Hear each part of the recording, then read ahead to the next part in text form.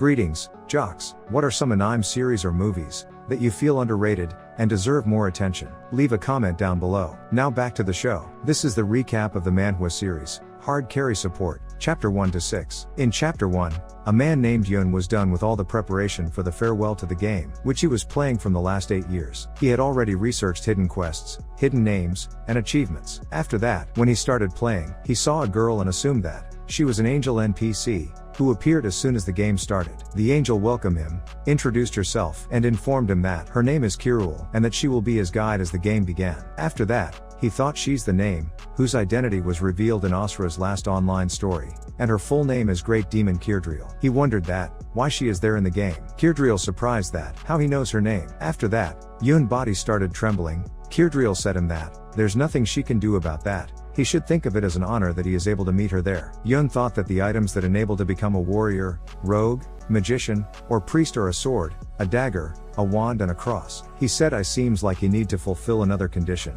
There should be something around that move things forward. After that, Yun saw a sculpture. He think that should he take a closer look towards it. Subtly Kirdriel stopped him, and asked him to quickly pick a job and get out of there. He replied him, that there is no time limit, he will take his time. Additionally, Kirdriel stopped him and informed him that nothing existed behind him. Yun's response, there is no reason for her to stop him, if there is nothing. After that, Yun successfully found the hidden space, and the number of jobs he can choose from increases. In Chapter 2, when Yun saw the items, he thought they might be used for secret jobs. Kirdriel said Yun, that there are many hidden jobs which he looked for so badly, so pick one and get out of there. Yun told him that, it's because he can feel something intense coming from behind that seat. Kirdriel laughed and said Yun, that didn't he make a mistake? Yun saw a very big sword and thought that, he played Asura online for 8 years, but he have never seen or heard something like that. He think about the last ascension, the Dimension Crusher. Yun get to know that Kirdriel is a demon, who deceives human and eat their despair. After that, he ultimately select a hidden job support. Kirdriel started laughing and said Yun, that he were so confident, but ended up fumbling. After that, Yun thought even in the military when the word support is added,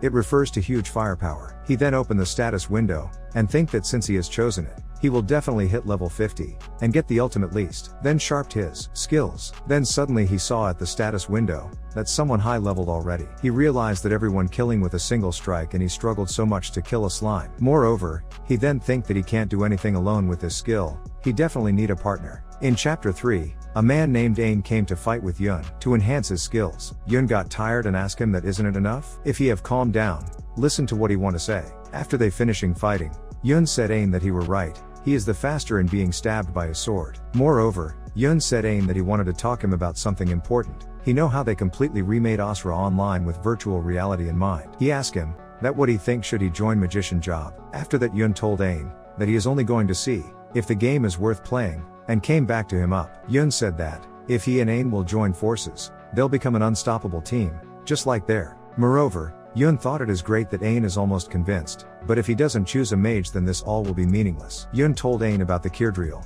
and that there is a lot similarities between the games. After a few days, they entered into the magic country Levia. Ain meet with Yun as human being. Now a word from our sponsor.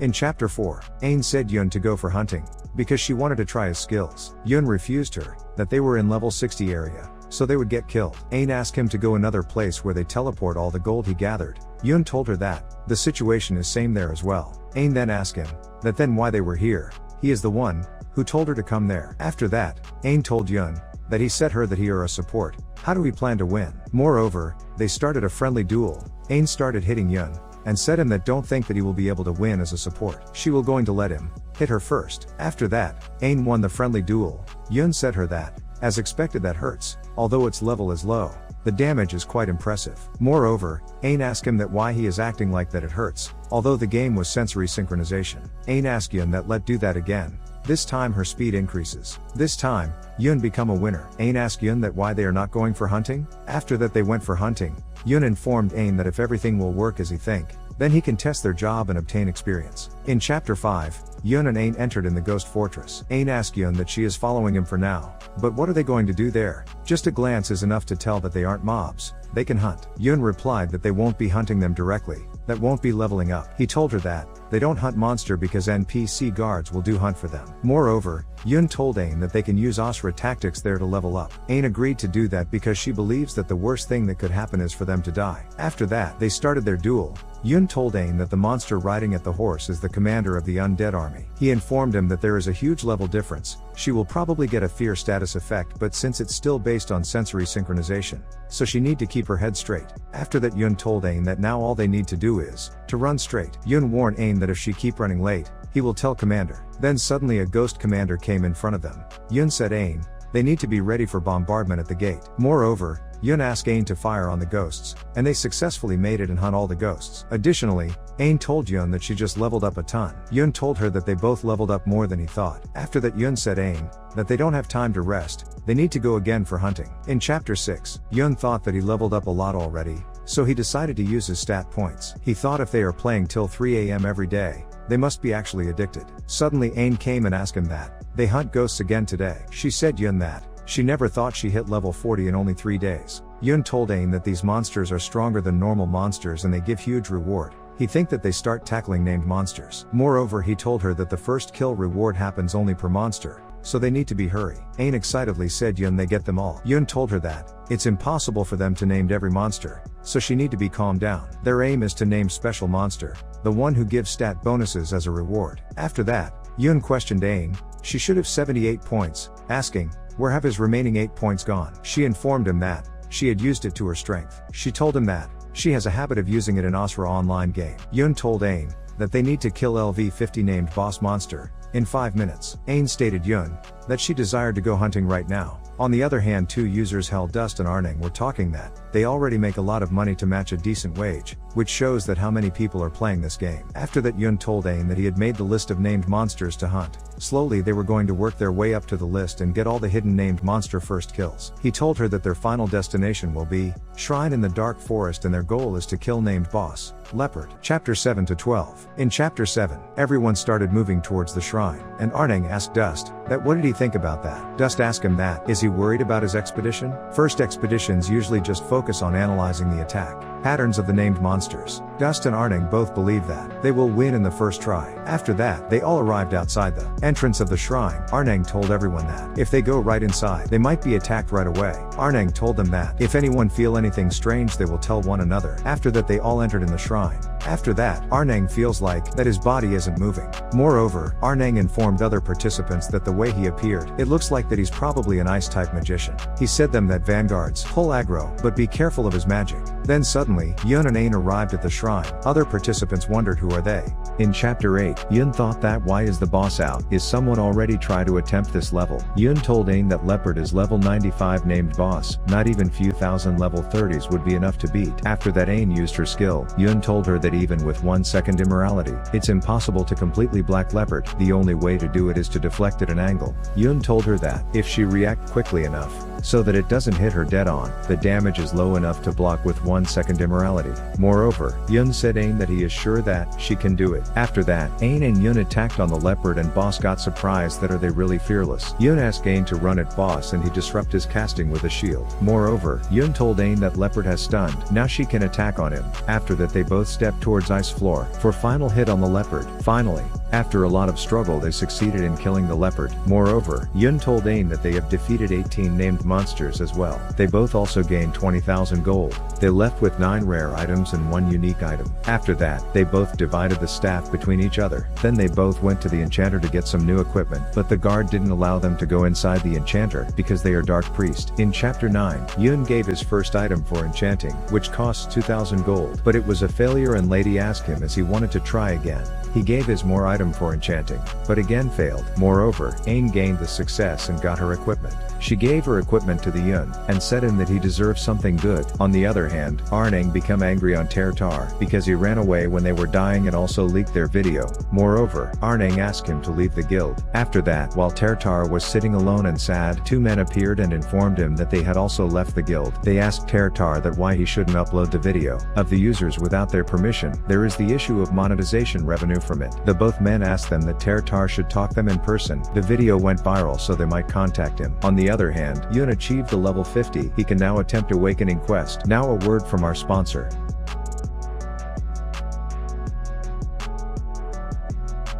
In chapter 10, Aang asked Yun that, is he fine? He replied that in order to gain something, you must lose something. After that they saw clones, who looked same like them. Yun told Aang that no matter how good artificial intelligence is, it'll be difficult for it to match humans' level of control. Moreover, he asked Aang that, what does she think about facing off against each other's clones? Aang agreed to that because she finds it amusing. They both won and gained more skills. After that they fight with each other's clones to gain the skills. Yun thought that she has the same qualities Ain's have. He think that if he make the mistake of considering a conditional passive skills, if it continues, even if he clear this, he'll get stuck on the next floor. Moreover, Aang died at the moment. In chapter 11, Aang told Yun that, after she died, she became a ghost and can walk around. Yun replied Aang that once he turned back time, she will come back to life. Yun asked Aang that watch his back in case long-range attack targets him. After that Yun saw that support skill coming in front of him. He explained Aang that it's a skill that increases attack range, and gives a damage buff. It'll just take more damage if he try to stay away. Yun thought that they are also playing as a party. Just like the main said Yun that they have no choice. They need to reverse the time, on which Yun replied her that there is one more thing he can do. She need to focus. He then used his 1-second absorption skill. Yun saw on the status window that there is bit of time left on vision sword. After that, Yun think that it is better he figured out all of the support skills as well. In addition, Yun successfully killed the monsters. He thought that first he need to check out the fake Aang. He also reached the 5th floor in Asra. In chapter 12, the time has been turned back, and both Yun and Aang are alive again. Yun thought that now they really returned from starting point. They made to the 5th floor, but the difficulty compared to the 4th floor is insanely high. After that, Yun decided to rest for some time and he gone to the rest mode. Yun drink water, and thought that the 5th floor of the awakening quest was hard back in Asra, but it looks even harder now. Moreover, Yun left the rest mode and they started to play again. Yun said Aang that they don't need to be worried for the places they have already cleared. After that they both quickly passed the 1st, 2nd, 3rd and 4th abyss. Yun stated that they need to upgrade their skills. Yun has already used all of damage on his vision sword. He asked Aang that they didn't give them any chance to use their skills. Aang distracts her copy by cycling around and using the wind barrier to prevent them from approaching. Moreover, Yun take care of the support. Then suddenly, monsters changed the targets. Yun thought that he can't let the things end like this. Chapter 13 to 18. In chapter 13, Yun and Aang entered the 5th stage, and the effect of Blood Fairy's cape has activated. Yun thought that landing a single attack on one of the two Aings that are targeting him is already hard enough. He said that he need to attack on at least one. Moreover, Yun thought that, what kind of skill is so destructive that it can destroy a game stage? After that, status window showed that the stage has collapsed and the energy of Abyss is leaked out. Aang then confirmed from Yun that, is she die or not? Yun told her that they were lucky that they got one, but they don't have a short sword anymore and the Blood Fairy cape is about to deactivate. After a lot of struggle, they successfully beat the 5th stage. All other participants got surprised, after watching on the Osrian Monitoring Center, that Yun and Aang beat the 5th stage. After that, Mary Lev asked Kang that he said they would never be able to beat 5th floor. Kang replied him that is it, because of the environment. He didn't consider the map breaking as a variable. Fred Gash said all other participants to calm down. He told them that Osrian is already a completed game, so they can't touch it. Moreover, the traces of the past have been destroyed. Aang was so disappointed when he saw this on the status window, because they struggled a lot to pass the 5th stage. They both also get to know that the skills has been automatically chosen. They can't choose on their own. After that, Kim Jae-hoon asked Yun that as he wanted to become a professional gamer. In chapter 14, Yun thought that he will be fine to meet Jae-hoon from time to time and talk about Adrian online. He also thought that the only thing he need to focus on is testing out the new ultimate before Aang comes. After that, Yun went to the shop to buy a dummy, which looks like humanoid. He finally bought the Red Jester dummy. Moreover, he assimilate with the Red Jester, and also learn the Powerless Wave skill. It's a skill that reduces the enemy's defense by a flat amount. He realized that his current empathy is 130, and according to math, all enemies hit by the wave lose 260 armor. That means that if they aren't a boss at level 2 or 300, most enemies will have their defense to 0. After that, he then started the field boss King Lashir, level 70, which creates the perfect synergy effect. After that, Yun and Aang went to the place Caliphor Mountain to defeat Ice Golem, to pass the level 150. They attacked on them. Aang thought that she might be able to find out what makes Yun so much better than her. After that, they finally defeated the Golem Ice. Aang asked Yun that are they going to hunt something else now? Yun told her that, no, there is still a couple of things there, so first they need to finish that. Moreover, they suddenly saw a suspicious man at that place. In chapter 15, Yun and Ain received a quest. Ain asked Yun, was there a quest like that in Asra? How did he know about it? Yun told Ain that he used to be in a guild with someone who told him about that. When day 1 started, Ain told Yun that it looked like a laser show. She then inquired about Yun's desire to duel. Yun told her to remain calm. The next day, Ain asked Yun that, isn't anyone come today? Then Kirdial appeared suddenly, and all of the players engaged in combat with her. On the next day, Ain said Yun that it's been a since she fought with other players. Yun replied her, that what's fun about fighting weaklings. After that they both get a skill weak heaven's elixir. Yun said that, getting a skill like these was hard in Asra. Yun said Ain that, she should have the skill because she have assimilation, and she is the one who fight in the front. This video is sponsored by Jock Jut Coffee.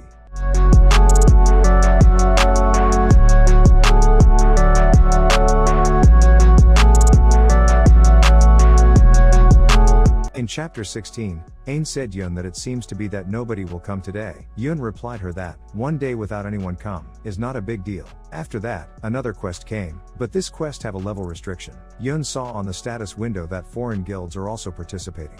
Moreover, Tmi told other participants that the Darkness Guild is the strongest guild with rankers ranked 2nd, 7th and 9th in the Hall of Fame. Yun and Ain proceed to begin the quest. Ain said Yun that there is still some time left before midnight, but there is already a lot of people. They should be careful, since it's the last day, so they need to give their best. The Count's Quest live broadcast is hosted by Songjin. After that all the participants reached to the guild destination. The guild master was at the front and saw a mysterious girl. Guild master asked her that, did she also there to beat the quest? He asked her that, did she know how to enter that ruin? The mysterious girl used the skill to stop all of them to enter that place. The remaining time left for the quest was 60 minutes. Yun asked Ain that did she can handle that. He's going to support her, if it gets dangerous. So do as she want. After that, Yun thought that maybe she isn't a user, looks like that she is a humanoid monster. Songjin break the news that Guildmaster has died, and there's more shocking news, that the Korea's top guild Warong said, they are going to give up on the quest. It's the correct decision, that means they've figured out how strong his opponent.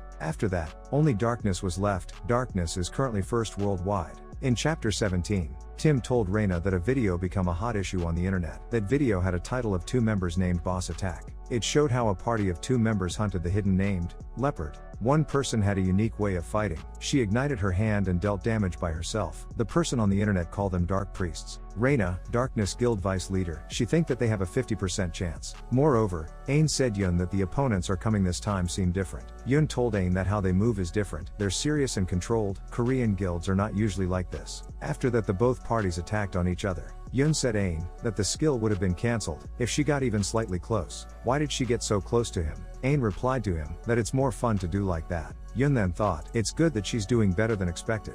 Yun told Ain that magic is coming from the underneath. After that, Yun told Ain that the opponents are coming again. It is a tanker this time and receiving a lot of buffs. Moreover, it seems like they are trying to draw out the battle. Do they have enough mana? After that, Ain used all her weak heaven's elixir, and then she want to use her ultimate. In chapter 18, Yun said Ain that to distract the boss for a bit, she need to switch. Moreover, Ain asked Yun that isn't leaving the long range attacks to her is more comfortable. Yun replied that one before was impressive, but how did she figure that one out? Ain said him that it was nothing, but still they have to be careful. The enemies are starting to aim their blind spot. After that, Mayday shocked that they clearly attacked by blind spot. Then suddenly, Mayday and Ain met. Every other participants get shocked that how she can even dodge attacks coming from her blind spot. There's nothing they can do about her. After that Tim asked Reina to calm down and make everyone retreat. After that, Yun and Ain defeated them. Yun exclaimed to Ain with joy that they would never defeat them.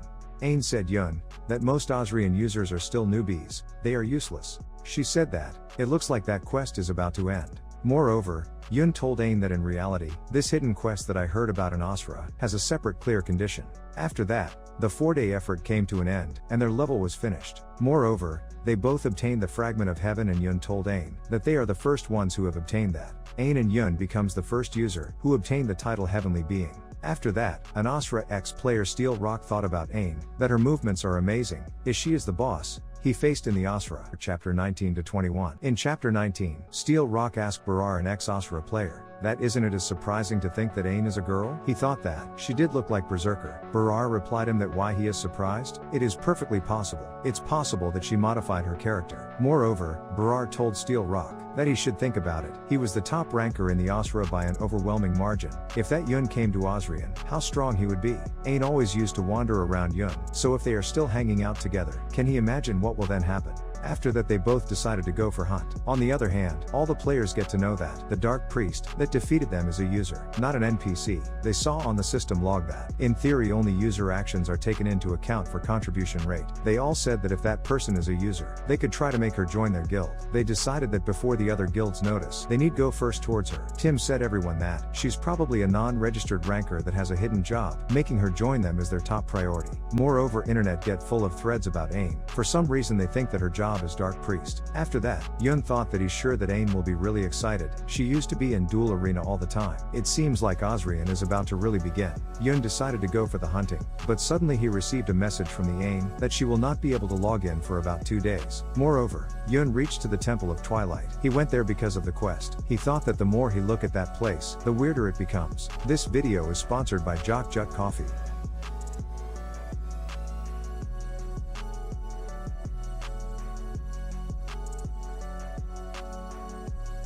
In Chapter 20, Yun reached to the Temple of Twilight. After that, the Priestess of Twilight Rushia inspects him. Yun told her that there's a hidden class, so maybe there's something special. Rushia excitedly said Yun that she had never seen the class before. That is so unique. She asked, wouldn't he like to know what empathy is? Yun asked her that isn't it just a special stat for supports? Rushia told him that to understand more about empathy, they need to go back to the Transcendents. Transcendents need to receive empathy from the prayers of mortals in order to bestow boons or prophecies that affect this world. That is why they priests learn the way of prayer and send them their sympathy. She asked him, did he want learn how to pray? After that, Yun agreed to get a trial. Rushia told her that the empathy most humans have is something set at birth. Even they priests need to undergo painstaking ordeals to raise it. Moreover, Yun said Rushia that he's not sure how significant it was. He's not a priest in the first place. After that, Rushia told him the story of priests lost in prayer. In addition, Yun entered to the place where there is black sun, red skies. Then, Rushia told Yun the secret of priests that they served a demon instead of angel. They began to empathize with a demon during their prayer. After that, he returned from that mysterious place. Rushia asked him that now, did he feel some motivation? Moreover, Yun reached the prey level 1. Suddenly Yun having trouble in breathing and he reached the prey level 2. After that, Yun entered to the mysterious room where he saw a girl. In Chapter 21, Yun gave the item, elixir, to that girl. The girl informed him that he is starving. She asked him that could she buy something to eat from him. Yun offered her a bread, which costs 10 gold. The girl told him that she don't have any money in her hands. Moreover, Yun asked the girl for the necklace she was wearing. In the exchange of bread, he told the girl he wouldn't take the necklace. She could pay him back later, so just eat. The girl refused. After that, Yun asked the girl her name. The girl replied him that he can call her Louise. Yun thought that he had never heard this name in Osra. He asked Louise that did she wanted to leave that place. Moreover, Yun thought that he want to help her even if it weren't because of a quest. Louise told Yun about his wind magic. After that, they started the magic. Yun thought that since they've been running for 10 minutes, but still they haven't gotten far away from the temple, they feel something strange. It seems like they were running in circles. Then suddenly, a light started coming from the inside of the temple and there was a road. He wondered that who is trying to help them. If you like this video, please consider giving it a like and subscribing to our channel. We have many more reviews and discussions on a variety of anime, so be sure to check out our other videos to stay up to date. Thank you for watching, and we hope to see you in our next video. That night, Hyun and Louise kept running as soon as the place gave them a path. Hyun wondered if Louise had a destination in mind since they had kept running, yet they didn't know where they would go. Louise felt bad that she couldn't help by suggesting any place, but Hyun understood her well. Luckily, they spotted the closest town called Lakutra Castle. Hyun thought they should stop there. He wanted to make sure that the two of them could cross the forest through the nearest town. Hoping they wouldn't get caught, a magic light appeared in the middle of the forest, aiming for them. Their escape plan turned into panic as they were being ambushed. But then, the magic almost caught Louise. She was hit by a mystery wand that made her stumble to the ground. She cried from pain while her vision turned dizzy. Hyun called her name to bring her back to her senses. Moments before, Hyun protected Louise by using his 1-second absorption shield, but she still felt that she was hit. Hyun could tell that the range of their opponent's attack was much faster than the boss leopard they encountered earlier. From a distance, Hyun could sense that their two opponents weren't priests at all. He assumed it must be an assassin with a level around 200 or higher. Hyun sensed that the opponents were much stronger, and if he attempted to engage them, he wouldn't win.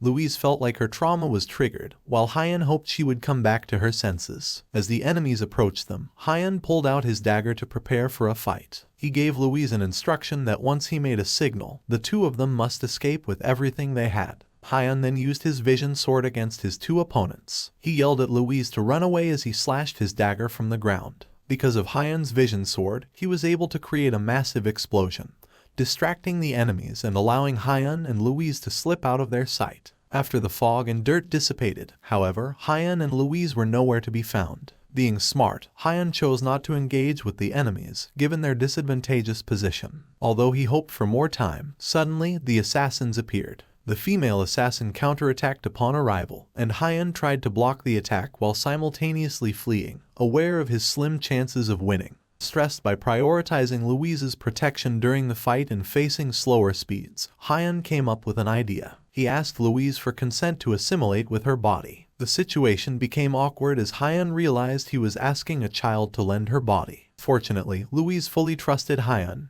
making their situation less troublesome. Hyun was relieved to utilize his awakened ability through assimilation with Louise, and the game notified that the assimilation was consented. Hyun's soul immediately merged with Louise's body. Upon collision, he observed Louise's status at level 35. However, the challenge was that Louise lacked attack skills. But for Hyun, it was a great asset that he was able to assimilate with Louise to make their situation less heavy. Since they assimilated, Hyun doesn't have to worry about the time delays and gaps to protect Louise every time they separate. But it was also a good thing that Louise has a skill for Hyun to use as a defense to avoid the attacks. But due to Louise's condition, it was hard for Hyun to keep up if they kept going on, or else Louise's magical power will plummet. And before it plummets, Hyun must shook off their opponents. Hyun uses an ability called the Giant's Lungs named Gorge to flew away. As he uses Gorge, the assassins were left behind. Hyun took advantage of the moment when the assassins got left behind and instantly got out of the assimilation with Louise. Hyun made sure that the assassins won't commit a long-range attack. While the assassin immediately pulled her weapon, Hyun quickly responds by using his 1-second absorption shield.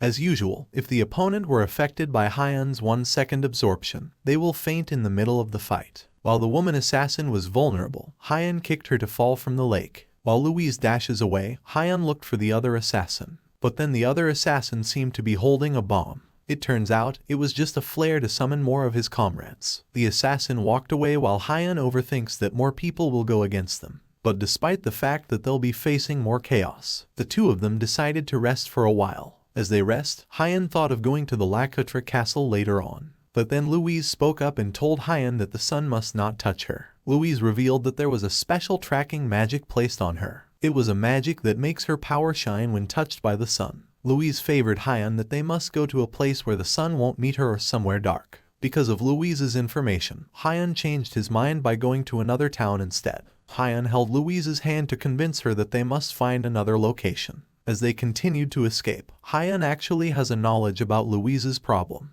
The magic placed on Louise was called the Stigma of Light. The Stigma of Light is a unique skill that non-playable characters like angels and demons were the only one who has access. But Hyun was curious about why was the magic used against the child. As Hyun served as Louise's guidance and protector, Hyun decided to go to a place that isn't touched by the sun. Hyun and Louise found a dark place to stay for a while. It was a cave where lots of water drips in. The two of them feel safe inside the dungeon. While Louise fell asleep on Hyun's lap, Hyun stayed awake to make sure she was completely safe. Moments before they decided to stay in the dungeon, Louise was afraid to go such creepy cave. Despite being terrified to be in a dungeon, Louise trusted Hyun and followed him in the end. Their agenda was to only take a break for a while, but Louise seemed to be worn out and tired from all the running. As they went to the dungeon, Hyun's quest changed by instructing him to take Louise into the nearest town with no rewards in return.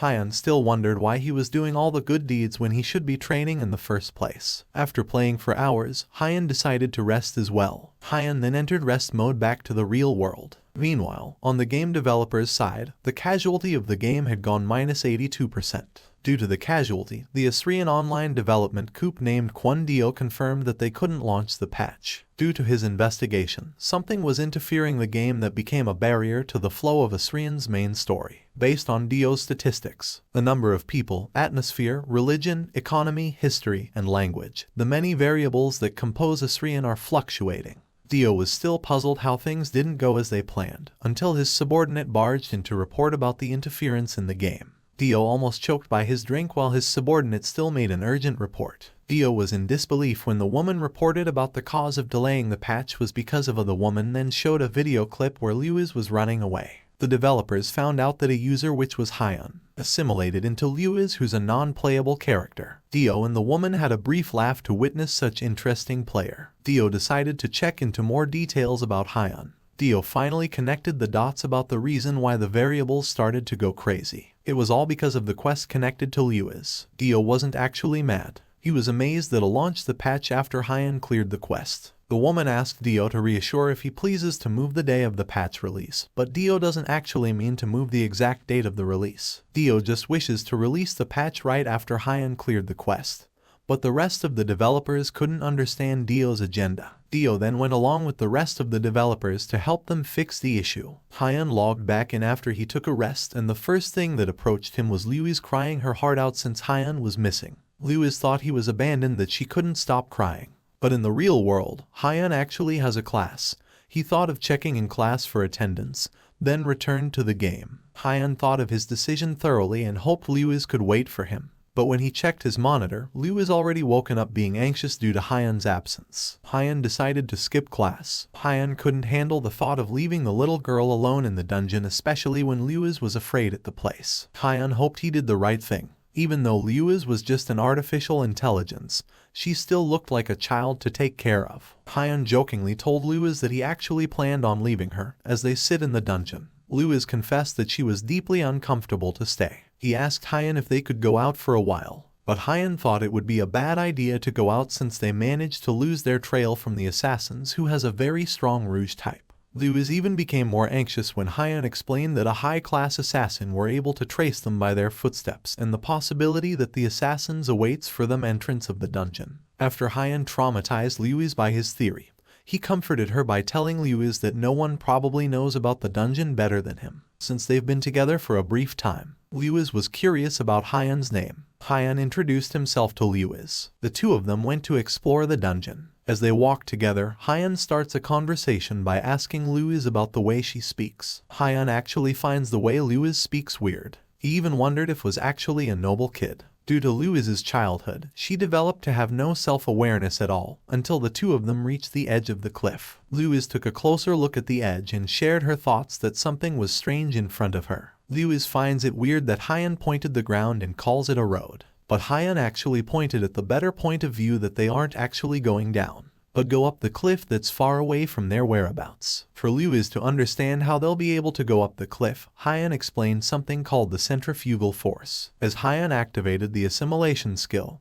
he explained that since they're in a cylindrical cave, they could use the centrifugal force. In short, Hyun wishes for the two of them to ascend and jump to a higher rate in order to succeed. Lewis was too terrified to do Hyun's daredevilish plan that she considered Hyun to be a demon. All of a sudden, Hyun jumped off the cliff. Lewis screams as Hyun manipulated her body to ascend. Hyun dared Lewis to open her eyes for her to witness that his plan was effective after all. As Lewis opened her eyes, Hyun explained that the centrifugal force happens when you quickly run around in a circle, so once they slow down, they'll fall. That was the reason why Hyun increased their speed with magic. The scared Lewis shifts into a trusting and calm companion when Hyun advises he to take a risk. The two of them reach the cliff they wishes to get into while Hyun got out of the assimilation. Lewis felt relieved that she could feel her body normally. Hyun advises Lewis to stand up immediately for them to stroll more in the dungeon, yet they must not go out yet or else they'll be trapped by their opponents. In front of Hyun, there was a bright and shiny door that could help Hyun and Lewis to prepare. Lewis finds the door to be aesthetically magnificent that doesn't suit in dark dungeon.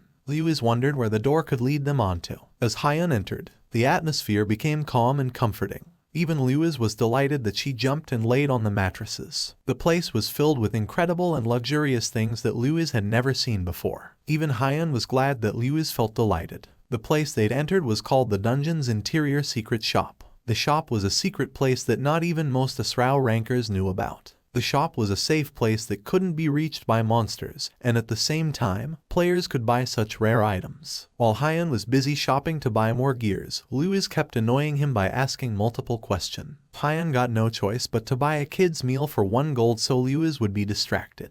Hyun was looking for an item that could help him and Lewis go through multiple enemies that they couldn't dealt with. Hyun then purchased the necessary preparations. Hyun believes that he needed to be able to use all of the surroundings and even use their opponent's strength. The preparations were finally done, but Lewis wasn't done munching her food. Hyun then informed Lewis to get ready as they leave the dungeon at night since they'll be easily spotted if the sun was up. As they rest for a while, the only priority Hyun has in his mind was to get Lewis out of the chaos alive. After they took a rest, the two of them assimilated again. As Lewis goes forward, Hyun mutinously reminded her about their plan in order to get away. But Lewis seemed to be a little scared. Lewis had doubts, but Hyun assures her that he is a user in the game. Since Lewis was already attached, she asked if Hyun wishes to stay with her if ever they manage to come out alive. Lewis shivered when Hyun became straightforward that it won't be possible if Lewis cried when she realized that she'll depart from Hyun as soon as the quest was cleared. Hyun also felt bad, but he knew it was the right thing to not sugarcoat an answer to a kid. Hyun also realized that as soon as the patch releases, 5 years will pass inside the game. Hyun informed Lewis that they won't be able to see each other for 5 years. Lewis became depressed that she won't be able to see her hero. As she walked forward, something bright had caught her eyes. Lewis found the stairs that would lead them out of the dungeon. As she goes up, Lewis finds it strange that she couldn't see the end. But Hyun warned her that they'll meet a lot of traps and that they must be careful, until a bunch of bombs appeared from above. Lewis was too mesmerized and distracted that she couldn't sense that a threat just appeared on top of her. Turns out, a bunch of assassins were waiting for them at the top. They were all furious and wishes nothing but death for Lewis. Luckily, Hyun used the Blood Fairy's cape for Lewis to ascend past the assassin. Lewis was in panic while Hyun informed her that they must execute the plan immediately since he couldn't block the bombs. Hyun hoped Lewis goes back to her senses because of her poor reflexes whenever she meets a threat. Hyun then guided Lewis to step on a foothold immediately, and by that, Hyun triggered the stairs to crumble that could possibly confuse the assassins for a bit. Hyun advises Lewis that she must not stop moving no matter what since he'll deal with the attacks coming from there behind.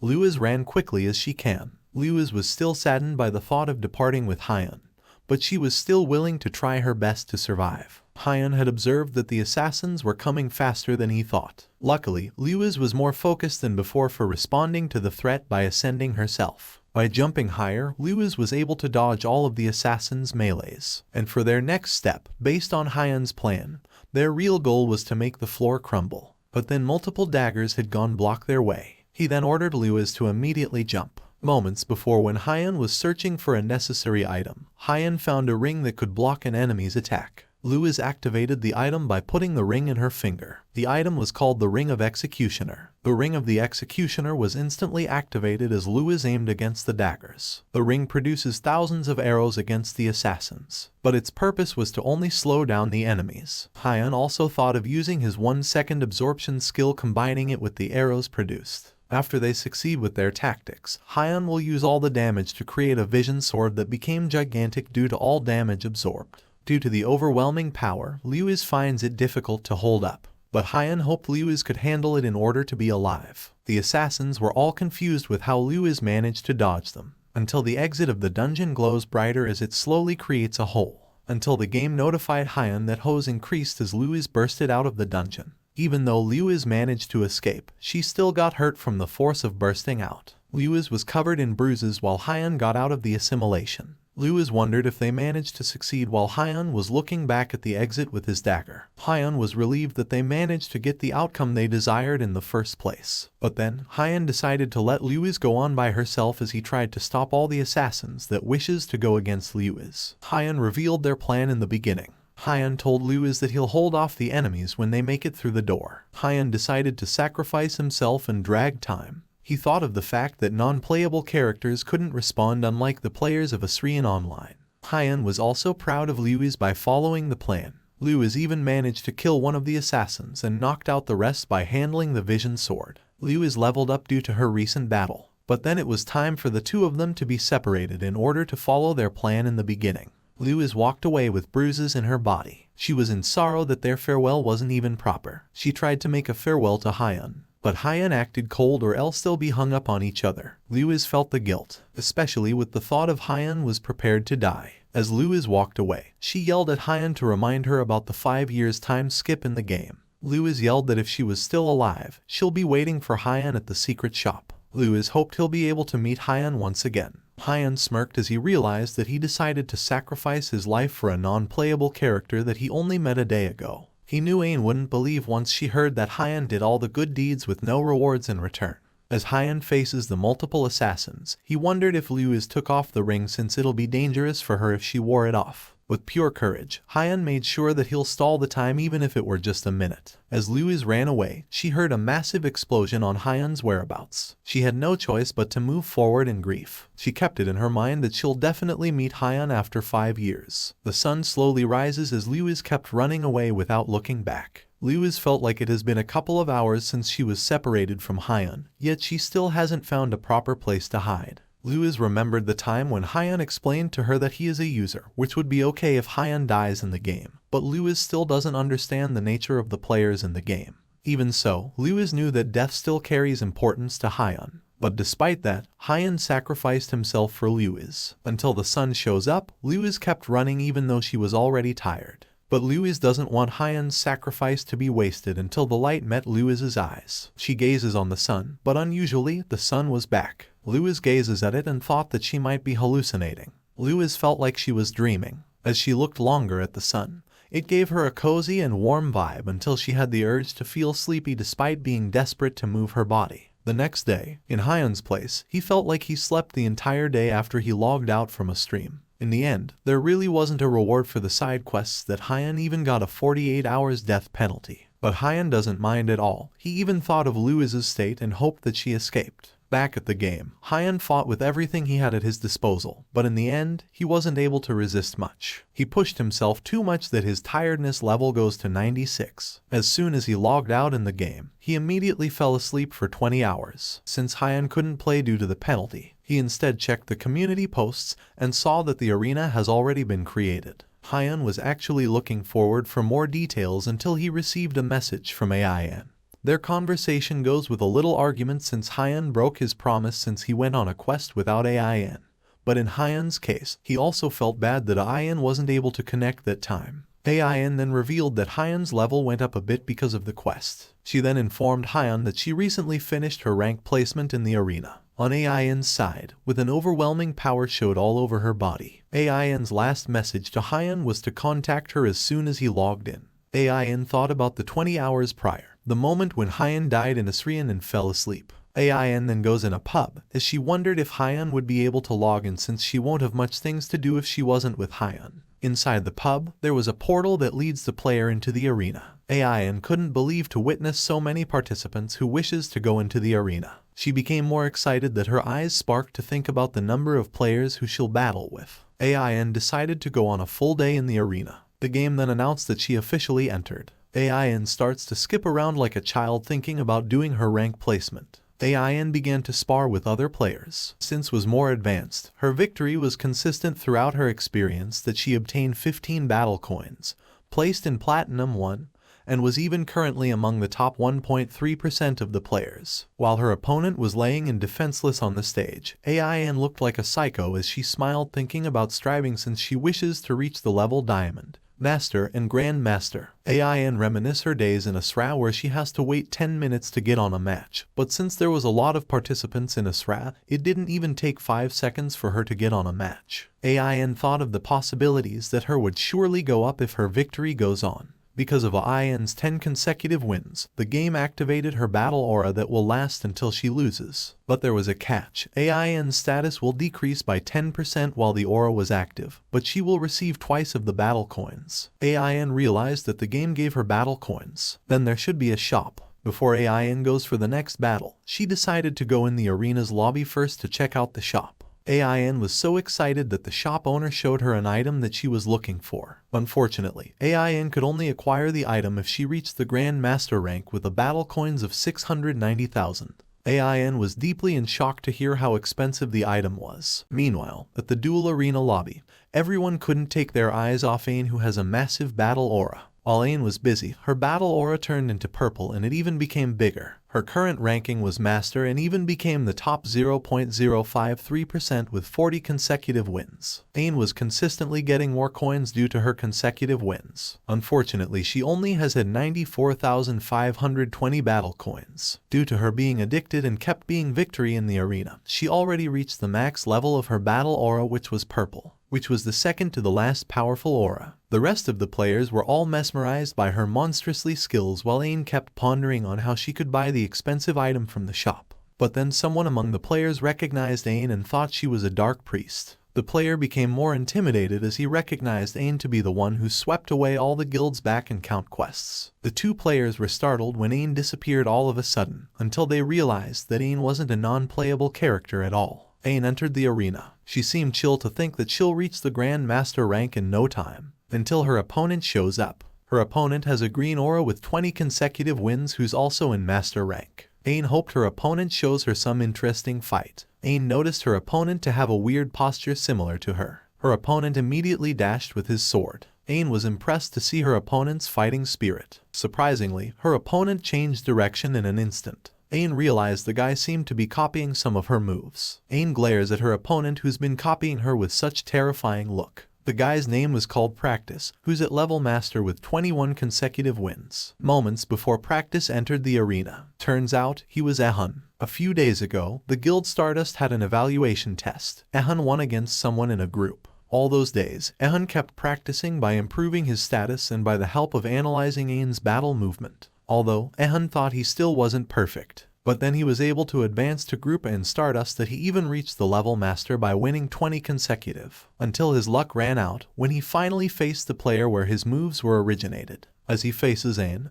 became more serious. Because of Ehun's performance, Ain wondered if he ever played in a SRE. Ain finds it impressive that someone whose first time was a SRE in online played like a pro from a SRE. But for Ehun, he had clear intentions that he even asked Ain to be his friend while Ain looked at him with a teasing look. Ain made a deal that if Ehun beats her, Ain would add him as a friend. Ehun once again dashed and created the same moves like before, while Ain, with a chill face, handled Ehun's attack without a hassle. As Ain successfully counter-attacked Ehun, she thought that Hyun should be the only guy friend in her friends list. Ehun couldn't believe Ain was able to dodge all his attacks. On that moment, he sees Ain like a god devil who could read his movements. He even doubted the possibilities of him winning. Ain also noticed that Ehun only practiced her one move, since Ehun couldn't respond quickly after being counter-attacked. Ain also noticed that Ehun also lacked the mentality when it comes to battle that led him into a disadvantage where he couldn't read his opponent's movement. Ain tried to scare him off by telling what Ehun's been thinking of for his next attack. Ain, with a malicious look on her face, dared Ehun to attack again, while Ehun still doesn't want to give up. Then Ehun instantly decided to counter-attack Ain. By the blink of an eye, Ehun didn't saw what's coming for him when Ain instantly scathed him with Ain's claws. Even though Ehun couldn't win against Ain, he was able to see through for a short time when Ain quickly backs out of his sword range. Ain then immediately attacked on the return step. Ehun assures that Ain's level was on a different level. Ain gave Ehun a daring look that assures him that he has zero chance to win. But despite knowing he'll lose, Ehun wanted to take the chance to learn more from Ain. Ehun did the exact moves Ain did against him. But his timing wasn't right that Ain hits him instantly, until he lost in a second that made Ain a winner with 41 consecutive. Ain realized that Ehun also lacked in terms of control. Even though Ain won, she considered Ehun to be the most skilled player she had fought in the arena. Meanwhile, Ain became viral again. She was the center of attraction to every Asrin players. Ain got pictures from other players while she was distracted, until she reached the 50 consecutive wins. Everyone starts to idolize her. Ain even beats up the Bishop Man who's at level 84. The Bishop Man was also known to be someone strong. Meanwhile, on the Darkness Guild side, Mayday and Piaz watched Ain's performance throughout the duel arena. Mayday and Piaz could tell that Ain's battle methods were always aggressive and frighteningly cold. Mayday finds it familiar that Ain wore the same clothes of the player who defeated them. Rena and XL also finds it familiar. Mayday had a chilling sensation as she was certain that Ain in the arena was the same player they lost against with. XL analyzes thoroughly, while Ain on the other side was busy saving her battle coins. Moments later, Piaz from Darkness Guild had reached the Grand Master level. Even so, he still couldn't get a match with Ain, until their meeting decided that it should be Piaz since she already reached the level master. Piaz wanted to decline, but Rena was dead serious on meeting Ain. In the end, Piaz was forced to participate in the arena in order to meet Ain. For Piaz, reaching the Grand Master rank wasn't hard. After all, he used to be 9th in the world rankings. Piaz felt a bit embarrassed as he lost 2 times for playing back-to-back, yet he still haven't met Ain as soon as he reached Grandmaster. Piaz met multiple players over 20 times, yet he still haven't met Ain. Piaz started to get tired. She then thought of asking Rena about Ain's ranking. By her surprise, Ain was currently on level 969, which was close to Piaz's rank. Rena immediately noticed that Ain's ranking had changed and ordered Piaz to instantly join the next match. She then thought that Aang must be the one who defeated her back then. Piaz was teleported into the stage arena where the place was filled by blizzards and snow. Piaz awaits on the stage for her next match until Aang appeared in front of her. As soon as she faces Aang, she felt the chill down on her spine. Rina and the rest turned on their guild-exclusive stream to watch their fight. They were all excited to finally have a conversation with Aang. Aang was weirded out to see Piaz chatting with her guild members, but then they were all startled when Aang recognized Piaz to be someone who she had fought before. XL then advises Piaz to make an offer by telling Aang first that she doesn't intend to fight. Piaz did exactly what XL instructed, while Aang seemed too uninterested. On that moment, Piaz forgot his main agenda when he got curious on Aang's level. Aang then straightforwardly answered that she's currently at level 67. Piaz also doesn't believe Aang to be a level 67 player, but Aang was really telling the truth. Piaz thought it wouldn't make sense since Aang showed her buff skills against them back in the ruins. But for Aang, she believed that her level was just perfect for her current state. He has revealed that he's currently at level 98, while XL, who watches their conversation, starts to get worried since Piaz was getting out of context. Aang was intrigued to find out that her opponent's level was quite high compared to her. But Aang could read the darkness and tensions of making her join the guild.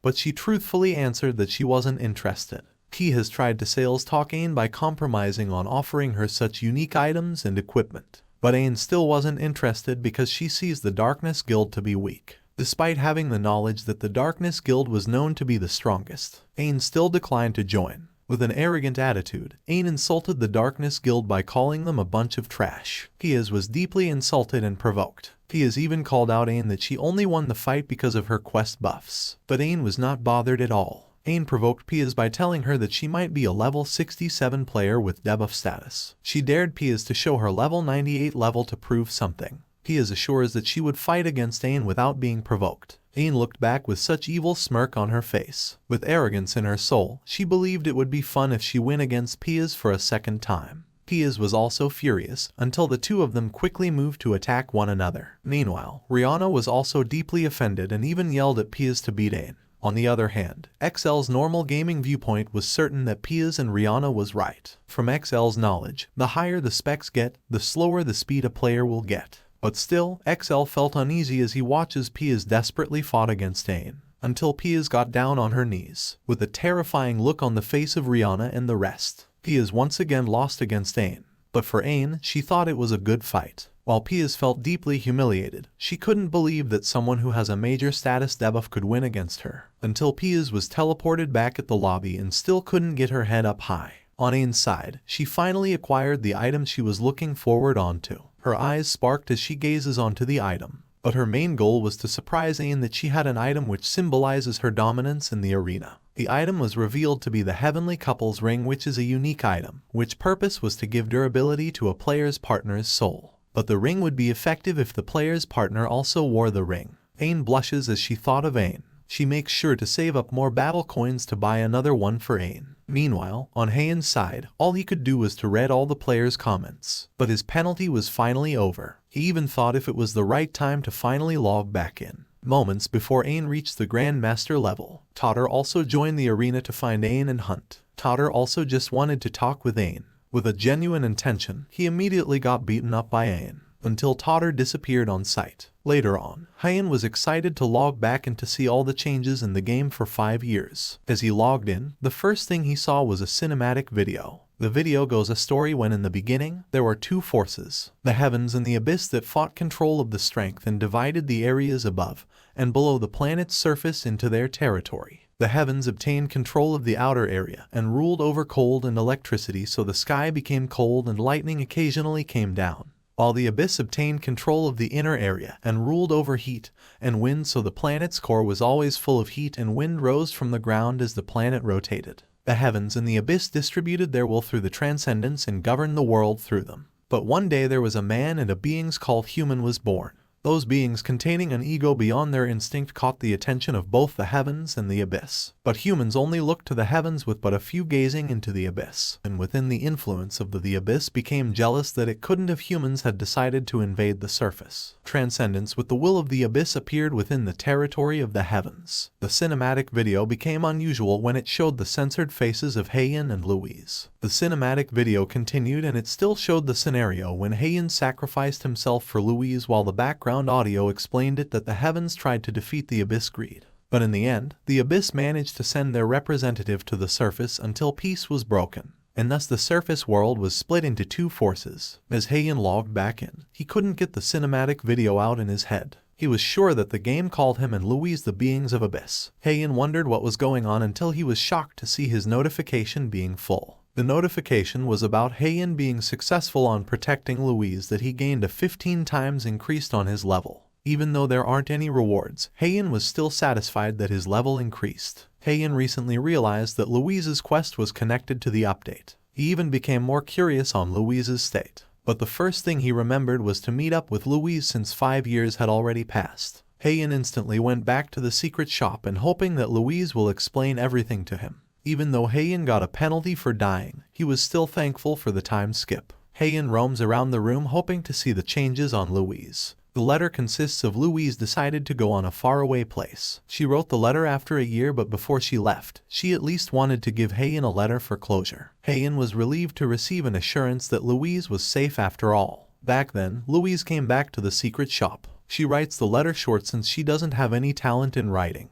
She then placed everything Heian had lent her. Louise hoped that Heian would keep his promise. She also doesn't have a place to hide the items, so she decided to put it in the shop instead since the place was unknown by most players. Louise also wanted to write more about herself. Louise has a backstory that most people see her as a demon that the Holy Kingdom inhumanely puts a price on her. Louise became a wanted person. Even though she missed Heian so much, she had no choice but to move to somewhere far. Back then, due to trauma, Louise couldn't remember anything from her childhood. But the only thing she remembered was the time she spent with Heian. Louise at least got a refreshing memory that she sometimes forgot that she was being chased. Tears fell from her eyes as she hoped that Heian felt the same way. Louise finally got up to search for a new place. In her mind, she hoped for Heian to find her. She took a quick glance back at the shop as she reminisces her happy times. In her last message, Louise couldn't tell Heian where she would go since even Louise couldn't think of a place she would stay. After Heian reads the note, a notification pops up all of a sudden for Heian's new quest. A quest tells him to search for Louise and that there is a possibility that Louise might be dead already. Heian finds it reckless to accept the quest, since the quest informed him that he'll get no hints or whatsoever. Despite being fully aware of the consequence, Heian still got the urge to accept out of concern for Louise. Heian accepted the quest, but then another notification pops up that tells Heian that he had interfered the history, and that he cannot remain neutral, until the game decided to place Heian in the Abyss. A demonic symbol suddenly pops up on Heian's hand. He realized that since he became part of the Abyss, he won't be able to go to churches or the Holy Kingdom. But Heian doesn't mind at all. He decided to figure things out once he started doing his quest. Heian also realized that Louise has a big impact in the story of the game. But on his recent status, Heian thought of the things he could do as a part of the Abyss. But then Heian remembered that the Abyss was looked as an evil being's equivalent to hell. Heian realized that a lot of players might avoid the Abyss. Meanwhile, at the Darkness Guild, the guild was having a meeting to decide whether they choose Heaven or Abyss. But Mayday fully believed that Heavens would be better. But deep down, Mayday confessed that she's more attracted to the Abyss. Mayday got a weird response from her guild colleagues except from XL, who's a supportive leader. Mayday laughed as she tried to explain her reasons. She then revealed about the achievement bonuses. Turns out, Mayday saw a post that had written all the benefits of belongings to each faction. The post was written by Steel Rock, but Mayday forgot who the writer was. Mayday learned that most users, guilds, and game teams focus on the non-playable characters' help and the extra experience, and that many players think that being able to hide their faction was great. But those players' perception was proven wrong when Mayday got her status buffed because of her achievements. XL was amazed by Mayday's presentation. He learned that as the game progresses to the later half, increasing a player's level will become progressively harder. Same goes to their achievements. Mayday realized that the Abyss had a great advantage, and if many players realized her theories, majority of the players would pick the Abyss. XL thought something democratic since some of their members would most likely choose the Heavens, but he would allow at least half of their members to join the Abyss that will be led by Mayday. XL also thought that their guild needs information to both sides if they wish to remain on top. But XL was more concerned of Ain and a user that by a name Lattice. He felt a bit threatened since their guild doesn't know which faction they had choose. As XL mentioned Ain, Rena saw the look on Pia's face. Pia couldn't stop looking down as she remembered Ain. Mayday realized how troublesome it would be if Aang and Lattice chose the Abyss. But on Lattice's side, a purple glowing light shines on him as he chooses a faction. But he already made up his mind and chose the Abyss. The next day, a king appeared named Emperor Carlos. It was a meeting from both countries making an agreement to support the heavenly beings. In front of Emperor Carlos, there was the Holy Kingdom, who also compromised on supporting the Heavens users. In Asrian Online, the two biggest countries announced they would support the Heavens users. Because of their influence, the smaller countries followed their decision and most human countries joined their forces. Many things had changed because of that. But the biggest change was access to the Empire's Knight's Road. Before the patch, the game doesn't allow users to enter the Knight's Road, but because of the Emperor's announcement, it became available to Heaven's users. And on that place, users could learn from non-playable characters and also receive quests from them. The place even got a nickname, the Heavens Academy. All of a sudden, the priest was too stunned with his findings from a user. On the user's hand, he saw a perfect Heaven's rune. Turns out, it was Aang who had the rune of heavenly beings, yet she was displeased. A few hours ago, before Aang chose the heavens, she meets up with Hain. Hain saw the frown on Ain's face. Aang then told Hain that her consecutive win streak was broken. The two of them catches up on each other since it's been a long time since they played together. Aang thus shared her tier level being on 60, and that she's now a Grand Master. Aang also advises Hain to increase his tier level if he wishes to participate in the Heavens quest. But Hain thinks he'll be alright. Hain then revealed that he's part of the Abyss. But since Hain's faction was the Abyss, Aang decided to choose the Abyss as well. But Hain advises her to choose the Heavens instead. Aang was deeply confused by Hain trying to be apart from her. Aang suddenly got an emotional breakdown since Hain wanted her to join the opposite of his faction. Aang even thought that Hain might be seeing someone else. Aang couldn't accept the fact that Hain will join the Abyss, but Hain tried to calm her down by keeping a word that they won't dismantle their party. Hain actually thought it would be advantageous if the two of them joined the opposites of each other. Hain also thought of using the assimilation for the two of them to be together whether they're at the Abyss or the Heavens. The priest still couldn't comprehend how a normal human being got the exact rune of a heavenly being.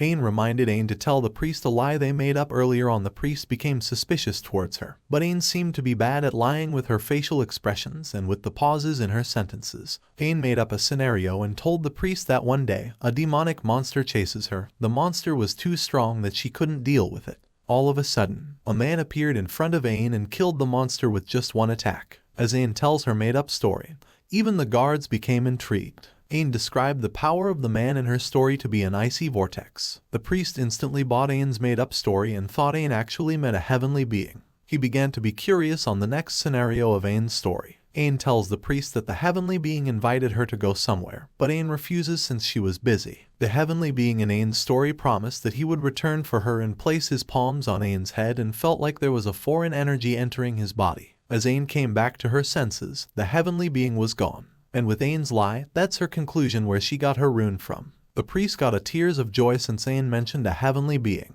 He totally believed made-up story despite Aang showed unsettling body language and facial expressions. Aang was certified by High Priest Anward. The priest even announced that Aang was chosen by the heavenly beings and that she deserves a respectful interaction. The knight introduced himself to be Rudas, who will serve as Ain's guide. The two of them went along as Rudas tours Aang through the nights. While Rudas was talking, Aang asked Aang if she did a great job at lying. But Aang also noticed how awkward Aang spoke earlier. Aang lectured Aang to interact with the high priest with such respect, especially the priest earlier was already old. But in Ain's defense, the priest was just a non-playable character after all. But then, Aang thinks of Aang as someone who's good with deception. Aang was deeply flattered with Ain's compliment. As they walked by, Aang noticed the multiple number of non-playable characters and users. He felt like it was the new era of Asrian. Until Rudas and Aang reached the transportation they'll use that looked like a cloud boat. Aang was appalled to see the cloud boat that allows a rider to move with the city's magic. Ain's eyes sparkle as she felt the breeze from high above. Aang couldn't get their eyes off the overwhelming aesthetic view of the Empire Knight's Road. Aang finally arrived at her destination. Rudas left Aang after he does his part as a tour guide and brought her to the 4th floor of the Knight's Hall called the Free Training Room. As Aang looked around, she couldn't help but to be impressed. She even finds it better than Asrian Online back then. Rudas this says his farewell to Aang. Even Rudas was totally fooled with Ain's story being chosen by the heavenly beings. Since Rudas went off, Aang got out of the assimilation to start the training with Aang. But as they enter the field, a user noticed the two of them. As Ain explains his theories, he also noticed a user. Turns out, it was Yihun who he saw in the training room. The two of them delighted to unexpectedly meet. The two of them complimented each other by their username. But Yihun finds it weird that Ain took part of his name to be his username. But as they talk, Yihun noticed Ain who's giving him a jerky look. Yihun also didn't expect that Ain is in the same party as Ain. Ain thinks Yihun was a weirdo due to his shocking reaction that Ain and Ain works together like it was a revelation. But Ain lectured Ain who showed her rudeness towards Yihun. But then Yihun tried to make Ain remember that have fought before in the arena. Haein realized that Yihun must be working hard lately to be able to reach the level where he could battle with Ain. But then Haein heard a mumble from other users in the room. A woman with a purple hair interfered. Yihun introduced the purple-haired girl to be Jinny Nuna, who's a priest. Yihun also shared that Jinny was his closest friend in Stardust. Jinny was starstruck as she finally met the two players who's been a center of attraction in the game lately. Jinny blushes and was flattered like she was a biggest fan of the two. In the Stardust Guild, there was a coach who recently joined. He was like a mentor since he used to be an Asura online player. The coach's knowledge of Asura was of great help to the other coaches and players. Through him, Jinny was able to learn of the achievements of the users in the previous game. Of course, those users were the two protagonists. Haein, who reigned at the top of Asura, was like a legend. And Ain, who was a match to Haein, someone who was exceptionally good at player versus player, and even got fans like Jinny. From Jinny's perspective, it was comparable to meeting mythological beings. Yihun felt a bit embarrassed with the way Jinny approaches Haein and Ain. Yihun told Haein the backstory of Jinny's idolization towards them. Yihun revealed about their coach who knew Ain and Haein, and that Jinny also studies all the Dark Priests, and Ain's videos just like Yihun. Then Haein heard a shocking revelation when he heard Ain replying to Jinny that she's 18. Haein thought Ain was a middle schooler, so he kept phasing out as he glanced at her. Since Jinny was too overwhelmed, Yihun asked a favor to Jinny to keep their interaction with Haein and Ain a secret. But Jinny couldn't help herself but to be excited and jolly. She even asked Haein and Ain to join their guild. Haein straightforwardly declined Jinny's offer, but Jinny couldn't shut her mouth as she mutinously asked multiple questions, while Ain was already annoyed. While Haein was having a decent conversation with Jinny, he suddenly imagined a scenario if they have a priest in their party since there's a Heaven's Quest that they couldn't do. Moments before, Haein planned to increase Ain's level so they could continue with their quest, until he met Yihun and Jinny, who has a positive opinion about them. For Haein, their interaction with Yihun and Jinny was actually a big convenience for him that he thought of changing the plan. Haein starts his tactics by asking Jinny and Yihun if they ever heard of a secret quest. Haein acted like an innocent and with a genuine intention as he asked Jinny and Yihun to join their party in order to proceed with the quest. The response of Jinny and Yihun were too humble that they felt awkward to be given a big opportunity. But Haein insisted and acted like the hidden quest wasn't major at all. Haein laughed maliciously like he had just successfully manipulated Jinny and Yihun. And as for the two of them, they were deeply touched by Haein's offer. And just like that, the four of them gathered as a party and immediately went for a quest at the last floor of the Knight's Hall. Yihun felt the heavy atmosphere as they walked past the hall. But it was just a natural sensation since their whereabouts is where the Empire's second Knight Commander was after all. While Jinny in the back analyzes Haein for his mysterious generosity. Since in Jinny's experience, rankers don't share their information. Jinny just thought that maybe Haein really just has some impressive skills for being nice enough to share a hidden quest despite having kept first in a SRA for a long time.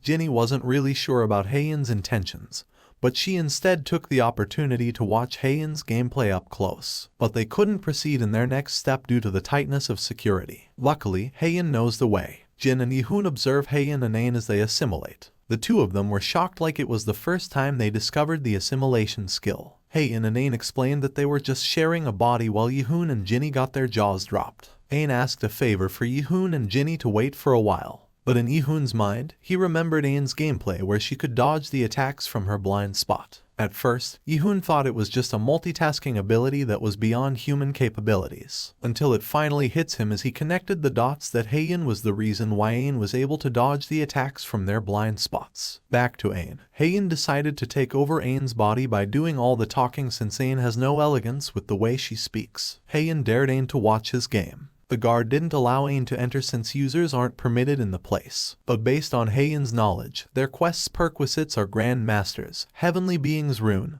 and a keyword. Haein tried to give the guard a delightful smile. But since it was Aen's body, the way he smiles looked so creepy and viscous. Even the guard felt so off as he gazes at Aen's face. Aen showed Aen's ID, but his aura and the way he looked just made the guard feel suspicious towards him. He was so confident, but the guard still refused to let him in. Aen was so embarrassed, yet the guard repeated to himself that he's not allowed to enter. The two of them went back with Ginny while Aen was facing the wall with pure shame. Aen was overthinking with what he could possibly do wrong since back in Asre, his moves were effective. But then Aen insisted on trying it out, but Aen seemed to doubt her. Luckily, the guards have also changed so it wouldn't recognize Aen. The guards instantly blocked her from passing. But then, Aen could actually make herself look cute. Aen politely asked the guard if she could meet the commander. The guard also politely explained that the commander wasn't the type of person to meet anyone until Aen brought up the heavenly being Radiate who wishes to pass a message to the commander. The guard suddenly gave his ears as soon as he heard the name Radiate. Aen then showed her perfect room, and the guard instantly bought her a lie. And not even a minute had passed, yet the guard immediately let Aen enter the room. Aen even asked the guard if she could bring her partners with her. The guard lets her do as she wishes just like that. Aen was in disbelief that Aen could actually pull a lie and act all cute. Aen once again was humbled and impressed by Aen's performance. Ahan comforted Aen that Aen doesn't have to think deeply since Aen worked it out. They finally met the commander. Aen told the commander about her maid story of Radiate, while Aen still thought of how Aen managed to work things out. The commander thought of the Abyss who plans more evil things with each day. Unfortunately, the commander doesn't have enough soldiers to send at the moment. Luckily, Aen and his party's presence gave the commander an idea to give them the quest instead. The quest notification appeared where they must explore the Evil's Seed dungeon. In return, they'll obtain a reward of Heaven's Meal of Honor x10, a skill points depending on their results, and an increase in trustworthiness. Both Ginny and Ahan were culture shocked since it was their first time to get a quest with 10 skill points. But for Ginny, she couldn't believe Aen wasn't a typical greedy top ranker who would just randomly give an opportunity. Ginny decided to maintain a good relationship with Aen. The commander began to explain the mission. He first asked if the party has a knowledge about the evil seeds. The commander tells a story of the evil seed refers to a being, and that demons are born from that being, and the Abyss's forces gain strength. Ominous as it sounds, but the commander believes it doesn't look that way, since the evil seed hides its appearance through deception. According to what the commander heard from rumors, the seed shows its true colors under special circumstances. But then Aen became so intrigued when the commander mentioned that the seed's appearance was a normal young girl. The commander gave the party a hint of an easy way to root it out. The party could use the sun's strength, because the seed germinates the image of the evil under the sun. Commander truthfully told the party that the piece of information they received was just a critical piece, and it's up to the party to confirm whether it was true. But in Aen's case, all the information that the commander had told them matches the description of Louise. Later that day at the Lulumur Mountain, unfortunately for Ginny and Yehun, they felt the pressure of Blizzard unlike Aen and Aen. In Aen's mind, he couldn't believe that Louise was considered as a demon, because the demons in Asrian are deceptive beings of pure evil that they don't feel any hesitation when it comes to killing and get excited at seeing the world immersed in chaos. Back to the party, Yehun was curious about Aen and Aen not being affected by the blizzard. Aen answered Yehun that due to their achievements, they gained a title that gave them an ability to not get cold. Based on Aen's knowledge, they are currently at the entrance of the Icethorn dungeon where monsters that are over level 300 appeared. Until Ginny fainted when she realized the quest was a major for a user like her. Aen hoped everyone to calm down since they're at the right place. The party looked at their quest window to analyze the description that says the reward will be given depending on the results. Aen had a theory that if their mission was a reconnaissance, they have to figure out the meaning of what's depending on their results. And it created a conclusion to Aen that it will depend on how far they could go. Aen believes that the quest rewards a user based on how deep they could go. Because in Asra, the core of reconnaissance quests was how much of an explored map a user could explore. And that's why Aen thought of going on top of the mountains where the party was currently at to make their job easier. But the catch was, their easy passageway is filled with monsters who are level 300 seconds that could block them in the beginning.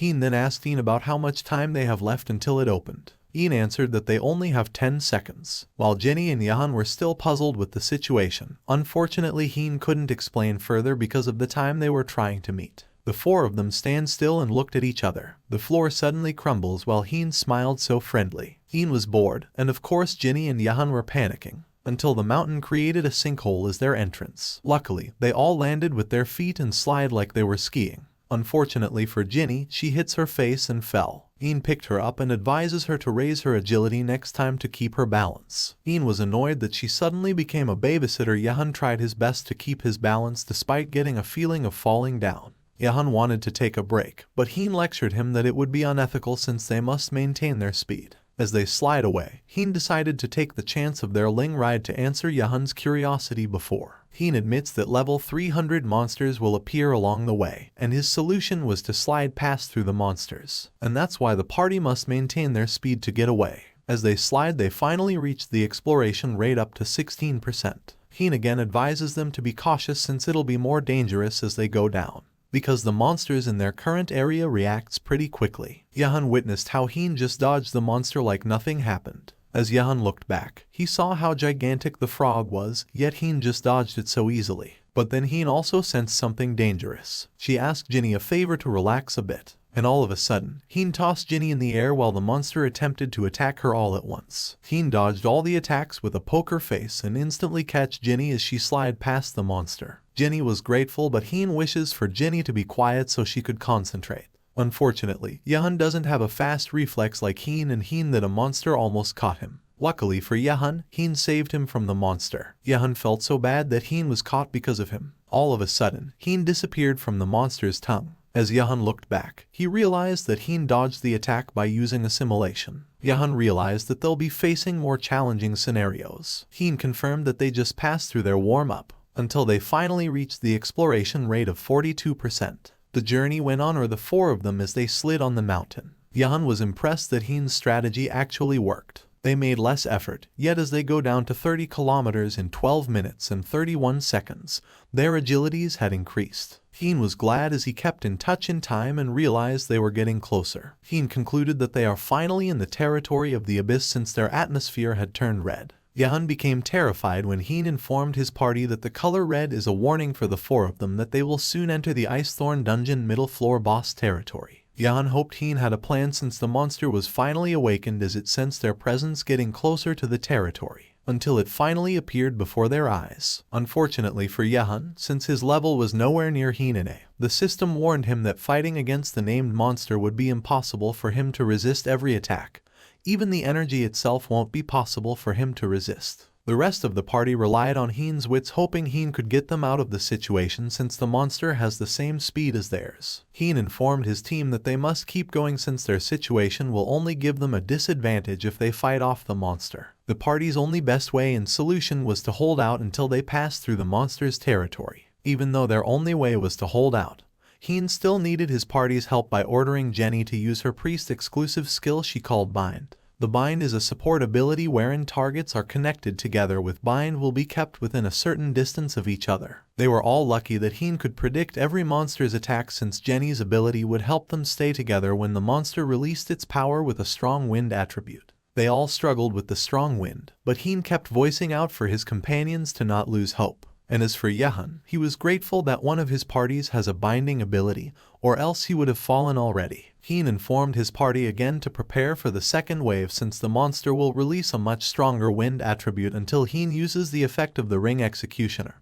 the ring he acquired when he met Louise. Heen knew he had to use it to draw the monster's attention. Heen's tactics were just a distraction. He got this idea since the attacks from the monster they were currently facing is on the level 400, which he is fully aware that not even his 1-second absorption could be at use. They must execute their plan by dodging and running away to save more energy from the bigger threat they will face soon. Not only was Heen using his brain in the battlefield, but Ain also used assimilation to dodge the monster's attack. Unlike Heen and Ain, who has more trained concentration in a battlefield and quests, Ginny on the side already panicked as she thought of the scenario that they were about to face a shooting game right after a racing game. Heen reminded Ginny that she must use her binding skill once the monster's attack pattern was over, and since Heen was the one who distracted the monster for a brief time, he assimilated with Ain in order for him to keep up with the others. Their plan was successful that the monster wasn't even close to them nor could make any long-range attacks since its power was cooling down. The party kept sliding down using many ability, but even so, they were still able to discover the firmament in the abyss and even pass through Shadow's Length, the name of the level they were in. The party finally explored the 93% of the dungeon.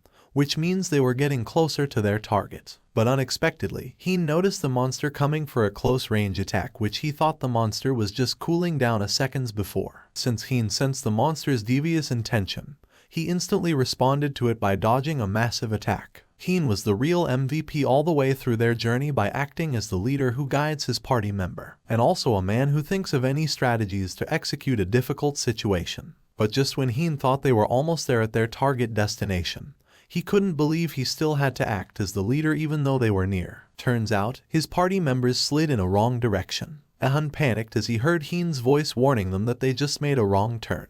And as for Ain, who was just caught up by their new comrade since she was carrying Ginny, in the end, they finally made a stop. And of course, with Heen, who managed to bring everyone with him into safety. Back then, Heen actually thought his party would actually fall in different directions. Luckily, Heen was able to make a quick reflex by grabbing onto his party member, and with the help of Ginny's binding, Heen was able to throw them into the right direction together. And on top of that, they all survived such a dangerous action. But for Ahun, as a natural reaction for a rookie like him, panicked as he realized how brutal Heen and Ain's usual gameplay was. All of a sudden, Ginny wishes to confront Heen. Heen hoped she wasn't angry since he didn't explain to the new party members how dangerous their journey would be. Ginny then asked if Heen ever dreamed of being a professional gamer. Turns out, Ginny deeply idolizes Heen's gameplay and also his dynamics with Ain, which is a combination of intelligence and muscle. She didn't expect Heen to be so smart as to execute any impossible and dangerous situation. Ginny then thought that if she couldn't convince Heen to join Stardust to be an asset for their guild,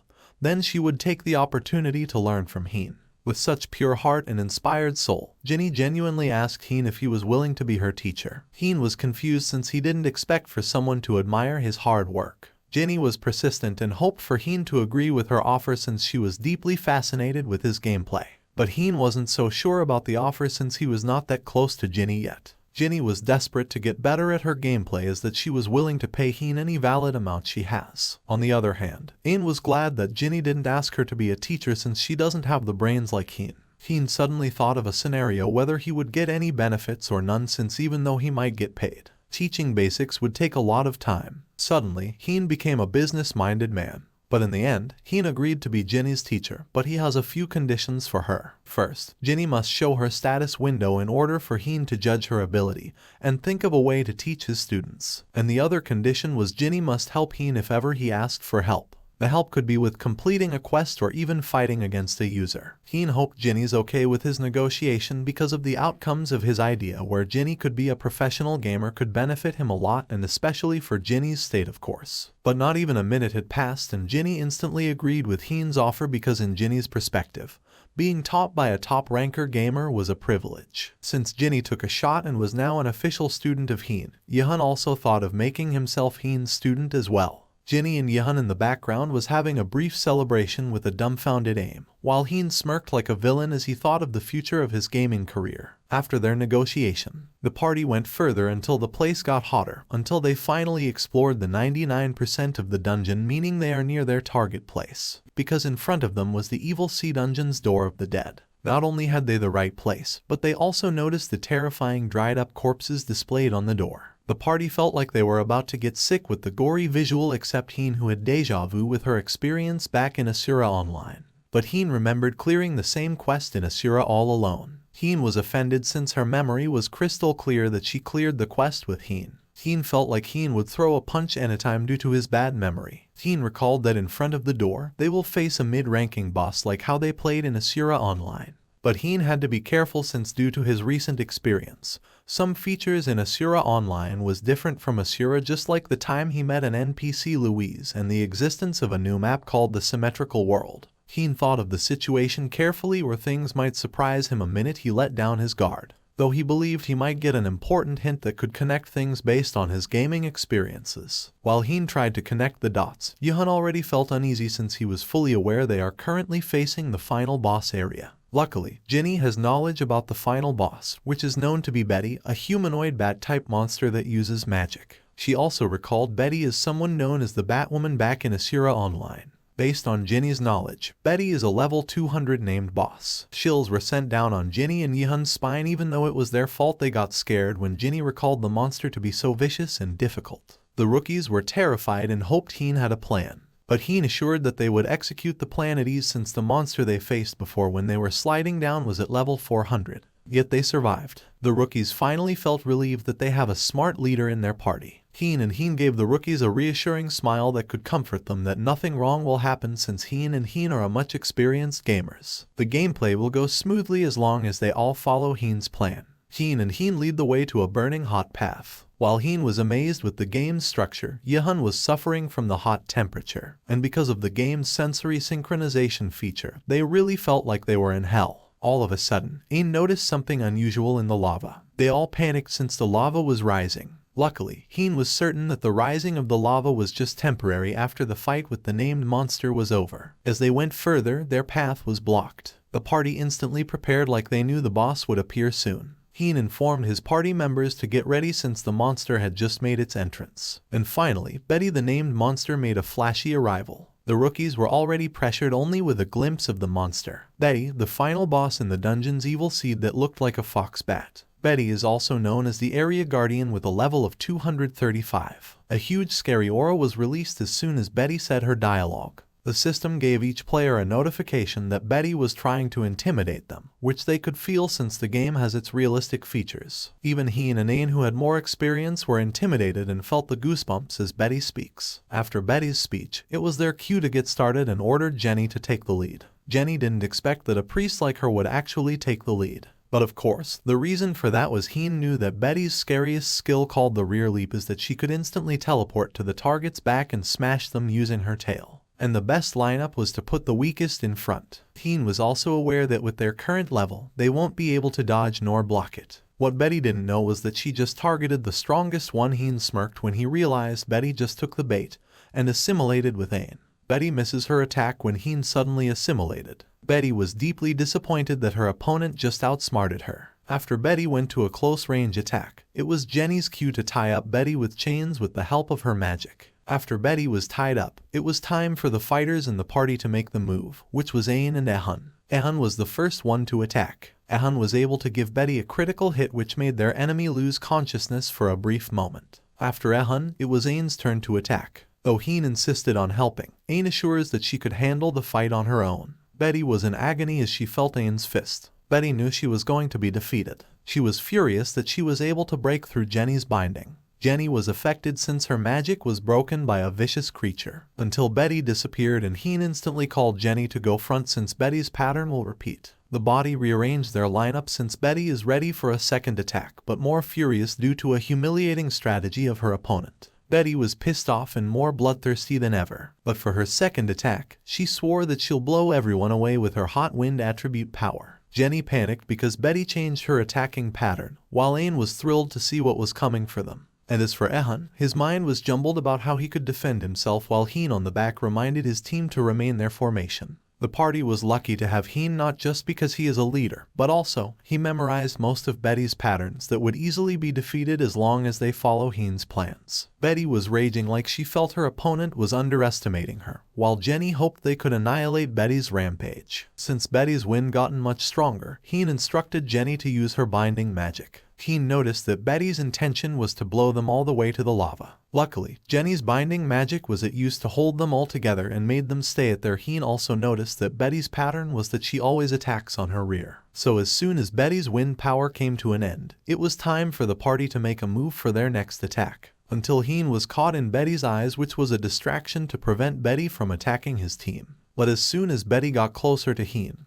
he assimilated with Ain for him to not be affected with the counterattack. And Betty ended up hitting himself against a wall thinking she got Heen by herself. The wall was demolished as it was hit by Betty's body. As for Betty, she was confused since Heen suddenly disappeared on sight. Betty's accident was actually a point for the party since Betty took a critical hit damage from banging against a structure because of her intention of killing Heen. She took a 91,285 damage points. The damage points were too high that normally to any players or entities would have died. But since Betty is a boss monster, the damage she took didn't kill her in an instant. Because after all, Betty is a level 235 named boss that probably won't be easy to die. Heen informed his team to be prepared since they only cut down a 10% of Betty's health points. And Betty's rampage earlier was just a warm-up. Heen hoped his team to be more focused until the end of the battle. Meanwhile, from the game developers' point of view, they were observing Hein's party battling against Betty at the Asrian online monitoring room.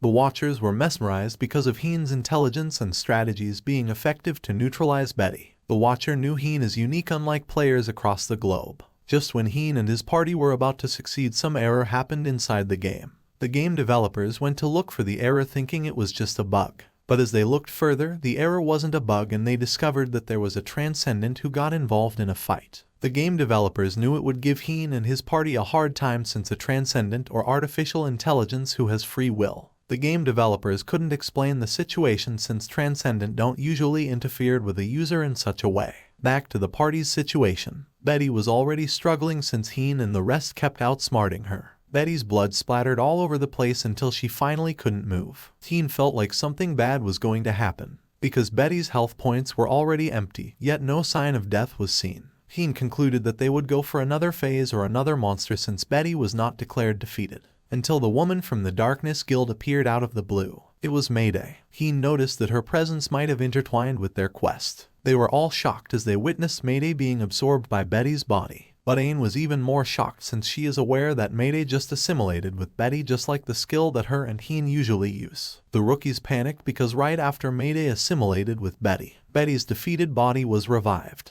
Even Hein panicked even though he already expected the scenario to get worse. But he didn't expect to encounter a much worse case scenario since their opponent has the rare ability like he has. And just like that, all their efforts to kill Betty was washed down the drain when she became perfectly fine as soon as it assimilated with Mayday. But Mayday also had no idea that she just assimilated with the vicious monster. She has no idea what just happened to her. Because earlier then, before she assimilated with Betty, she remembered that she was walking in the plaza and suddenly she was alone. She couldn't explain the phenomena like she was affected by the game bug or something. All of a sudden, a system notification window appeared in front of her about a hidden quest called the Demon's Deal wherein the Archdemon Act, Betty wishes to borrow Mayday's soul. Mayday knew she just literally got the opportunity of a lifetime because Betty is known to be one of the top archdemons along with Darkness and Chaos. Betty knew she must take the opportunity since it would have a great impact on her reputation as the second ranked and an Abyss user. But right after Mayday accepted the quest, she woke up as Betty. Before she began to fight against Hein and his party, the game informed her about Betty's identification, which she became certain that she just possessed a named boss. The goal of Betty's quest as an Abyss user was to defeat the Heavens user, and those are Ein and the Rook.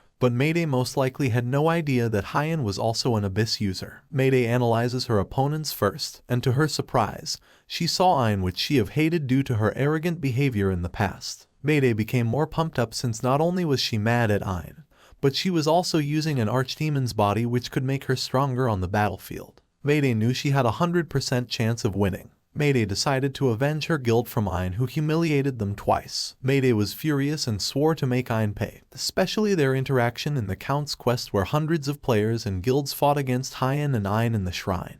The party team thought of sticking to their plan and lineups. Unfortunately, Hein believed it would be unnecessary because their current opponent is not an artificial intelligence anymore who is programmed to have battle patterns. It was a difficult challenge for Hein's team since from then on, their opponent will be unpredictable. There's no point in sticking with their formation anymore, they have no choice but to practice dodging. Hein was unfortunate since Mayday was too fast that he wasn't able to dodge. He tried to block the attack using his sword, but it was ineffective. Hein was instantly defeated. For the first time, not only Jenny was panicking but the feelings were all mutual to the party members when they witnessed Hein died before their eyes. Hein couldn't think of a way to win. What's more unfortunate was that Ein and Hein were almost running out of magic. Mayday was having the best day of her life as she sees the fear in her opponent's eyes while Hein unexpectedly encountered the worst possibilities. Hein couldn't come up with a plan since fighting a player wasn't part of his plan. Before Betty assimilated with Mayday, Hein was alright with his plan since he was fighting a named monster with cliché battle moves. Not until Mayday arrived, and what's worse was that she is a second-ranked gamer in Asrian Online. Hein knew it was a great idea that he brought along Jenny and Hein in the first place. Ein and Hein asked Jenny a favor to buff them since they were running out of magic. Jenny does the favor right away. The buffs worked, and what's more surprising was that a single buff spell affected Hein since he was assimilated with Ein.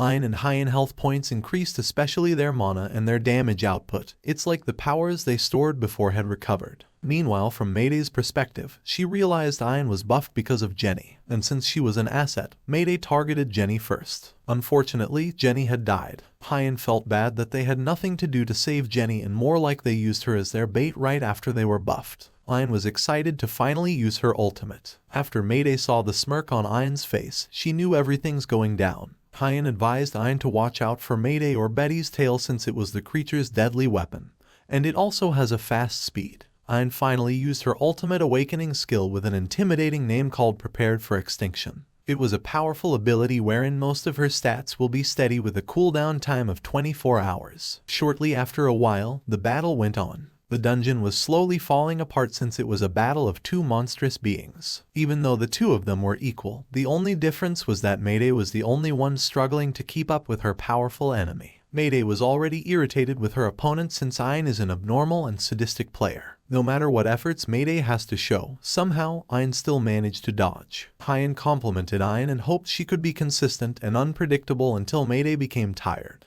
Mayday was indeed impressed with Ayn's capabilities, but Ayn wasn't aware that Mayday is far from being a mage like her previous job. She then revealed that her new skill is Psychokinesis Sorcerer, which she could manipulate objects. Since Mayday's skill acquires magic, it was Hyan's turn to be in charge in the battle. Hyan immediately used the 1-second absorption which blocked any magical counter-attack aiming at them. Mayday was irritated that none of her attacks even hit nor hurt Ayn. Hyan noticed that Mayday's been shaken up due to her failures, until Ayn's body was suddenly frozen. She tried so hard to counterattack, but it was like she was not in control of her own body. Hyan recognized the spell to be the Air Restraint, where the target could be controlled in mid-air. Mayday was delighted to see Ayn struggling to move. She would take the opportunity like anything just to see her finally being defeated. Mayday felt so smart at the moment since restraining Ayn's movements actually worked. She also remembered that Ayn is also a magic user, which is relevant to her psychokinesis magic. And it also means that Ayn's resistance would be low since they are both magic users. Just when Mayday thought she finally got Ayn made a terrifying face, which she knew she's about to humble Mayday so bad.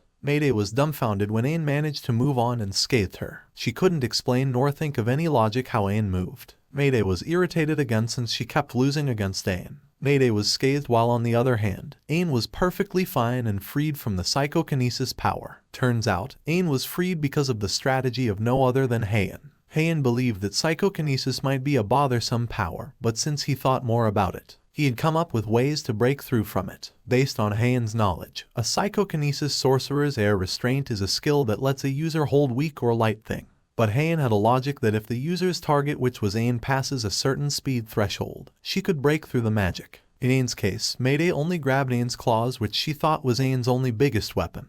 But little did she know that Ayn has an awakening power called the Wind Barrier. Because of the Wind Barrier, Ayn used it as a support to jump off, which allowed her to free herself from the air restraint. Mayday ascended to make another attack. She couldn't take it anymore since none of her strategies worked on Ayn. Ayn kept surprising her opponent when she showed Mayday that she could also be faster than her. The reason why Mayday flew away was to get out of Ay's close range attack. But to her surprise, Ayn had already caught up with her in the blink of an eye. And since they don't have much time left, Hyan advised Ayn to finish Mayday off. And of course, Ayn's favorite behavior when it comes to a battle was to go on a rampage. Mayday was mutinously beaten up. No matter how many times she tried to escape, Ayn always pops up in front of her. Mayday panicked and randomly thought of any strategies, thinking she could get away. She thought going to a surface spot might be a great idea. Not until Ayn embarrassingly grabbed her long ears. And for Ayn's final attack, since she finally had Mayday in her hands, her last attack was to smash Mayday on the ground from a tall height of midair. On Mayday's last moment being in Betty's body, she knew she was going to die. In the end, Ayn once again won against a member from the Darkness Guild. After Mayday was defeated, she woke as her real form. She came back to a lobby that looked like a park whenever players logged into the game. Mayday felt ashamed since her notification contains information about how disappointed the archdemon Betty was in her. Her quest was a major one which she lost and decided she must report her defeat to the Darkness Guild.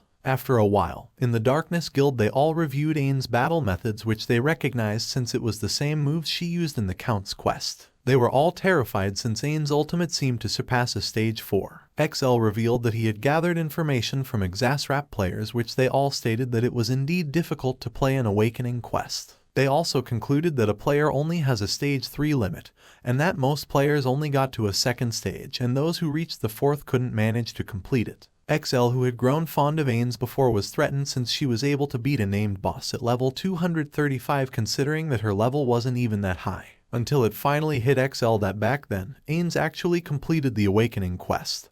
The time when Hyun and Ains faced their cloned selves made from the abyss. The Darkness Guild quickly tried to come up with theories if Ains' skills have a weakness, but one guild member objects to judge since they don't have much information about Ains' awakening abilities. XL then recommended his guild members to make an offer to an Exasrap player. He believed that an Exasrap player might have a lot of information regarding Ains' ultimate so they could finally beat her. Lucky for them, their leader seemed to have a lot of connections to meet an Exasrap player. XL thought his idea was a perfect timing since he was also planning to increase the Darkness Guild side. Back to Ains and Hyun's situation, the system notified them that they finally won. The system gave Ains and Hyun a brief storyline that since Betty was defeated, she won't resent her fate.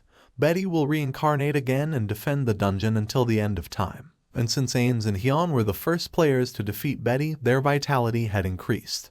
They also had 30% Abyss achievement bonus applied. Ains and Hyun had a close lucky call since their health points was at a verge of death. They felt so lucky that they managed to survive. While Ains was still hung up with their recent major quest, Hyun was busy looting the treasures in the dungeon. Ains couldn't help but to admire Hyun because of his talent's consistency ever since his time in Asra. Because no matter the situation, Hyun always finds a solution. Hyun always managed to surprise Ain, especially when he thought of using the wind barrier to break through Mayday's spell. Hyun suddenly caught Ain being flung out of space. He then advised Ain that they must loot more items since they earned their victory. The lave also went down and opened a path for the players since they finished the battle with Betty. While the two of them were having a chat, Ain thought about spending time with Hyun. In each of those moments she had with Hyun, Ain was grateful that Hyun stayed by his side. Later that day, Hyun and Ain explored 100% of the dungeon. Unfortunately, it was only the two of them since the rookies were eliminated. And since they won the major quest, they are able to obtain the highest reward. As they went further to the dungeon, Ain was mesmerized by the treasure, because in front of them was the seed that looked like a jewel. Hyun was surprised since he thought the seed the game was talking about was a person. Even so, he was relieved since Louise wasn't the evil seed.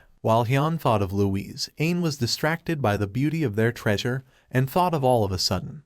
The two of them were mysteriously teleported to another place. The next Hyun knew, he was transported in a dark pitch-black place. Turns out, it was just a cinematic feature the game has for the players to watch after clearing a mission. Hyun realized that it was the aftermath after touching the jewel. Hyun recognized the video to be the scene of the heavens which Hyun frequently goes to in Asra Online. And in the video, there was a familiar little girl. And it was Louise. It turns out Louise was originally an angel. Hyun also noticed that Louise has a crystal-made wings which symbolize that she is a royal angel. The video turns out to be Louise's backstory when she met a mysterious devil that made her life so miserable. And that devil was Cadriel, the antagonist of Asrian Online. Hyun was confused about a demon who was able to have access in the heavens. Cadriel touched Louise's forehead like she was putting a curse on her. Hyun was furious since that cared so much for Louise. Yet he just witnessed how Cadriel took Louise's childhood ever since Louise met Cadriel. She was filled with black energy that made him look like a little demon. Cadriel then opened a portal and took the innocent little Louise with her.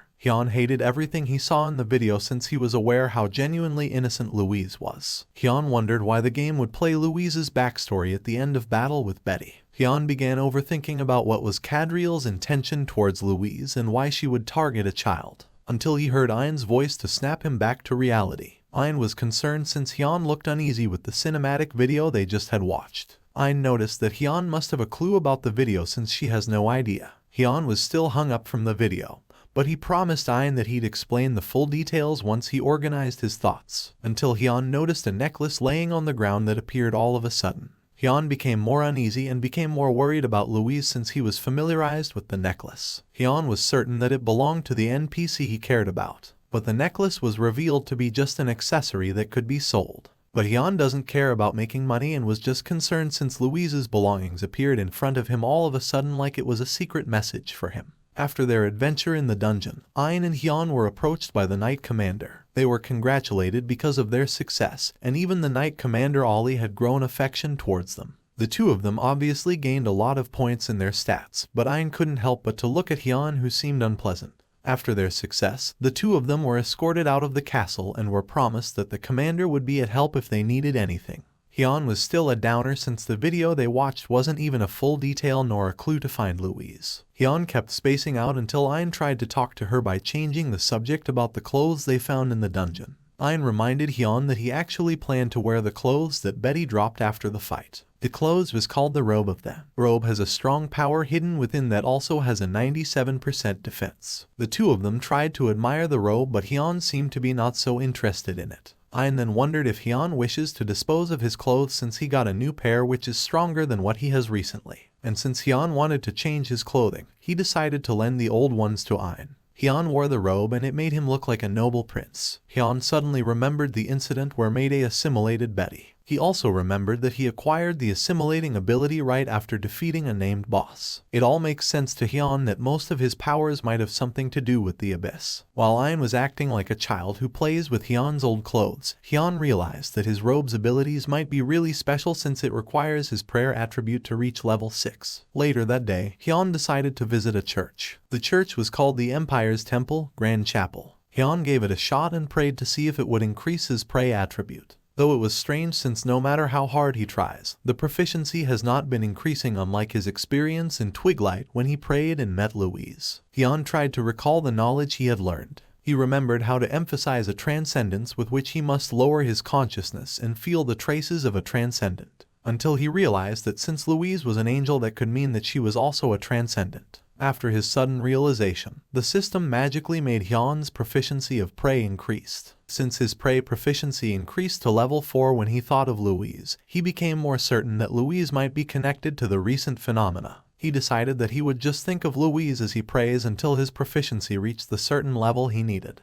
But as he thought of Louise, he felt a strange emotion that felt like it was following him. He then realized that it must be sadness since Hyun longed for Louise. All of a sudden, tears fell down as he thought of Louise. Hyun still kept on praying, but all he felt was sympathy for Louise's tragedy. Later that day, Hyun received a text message from Yehun. Yehun seemed to be okay right after he was executed by Betty Ak. On May Day, Yehun congratulated Hyun for being successful at the quest. Hyun was worried for Yehun since he didn't get the first kill, but Yehun seemed to be an open-minded person who would rather congratulate a friend than be petty. Yehun talked about his career of becoming a professional gamer until he brought up in the conversation that Jenny asked for Hyun's number since they made a compromise that Hyun will be their teacher. After their conversation, Hyun gave his number to Jenny, and Hyun also thought about the two rookies who has a sportsmanship spirit because if Hyun was in their shoes, he would do anything just to avoid a death penalty. Right after Hyun gave his number, he suddenly got a call from Jenny. He was shocked that Jenny actually fulfilled her promise to pay Hyun if he agreed to be her teacher. But the price was so high that it cost $50,000. Like Hyun was sort of prestigious gamer. Jenny decided to call Hyun to congratulate him on winning the quest. Hyun yelled out of shock because Jenny just gave her a high amount of money just for the class fee. But Jenny confessed that the $50,000 wasn't for the class fee, but it was for clearing the quest.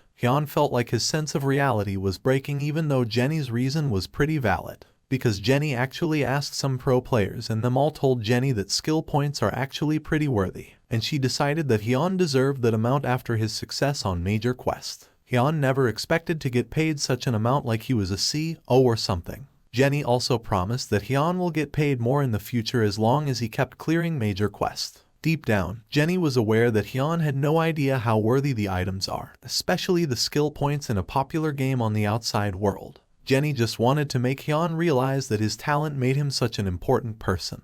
Hyun tried to negotiate to lower the price because he was so overwhelmed. Hyun felt like he was going to be insane with the amount of money. Hyun believed that he wouldn't be such a great teacher after all, and it was unnecessary for Jenny to give him a 5-digit pay.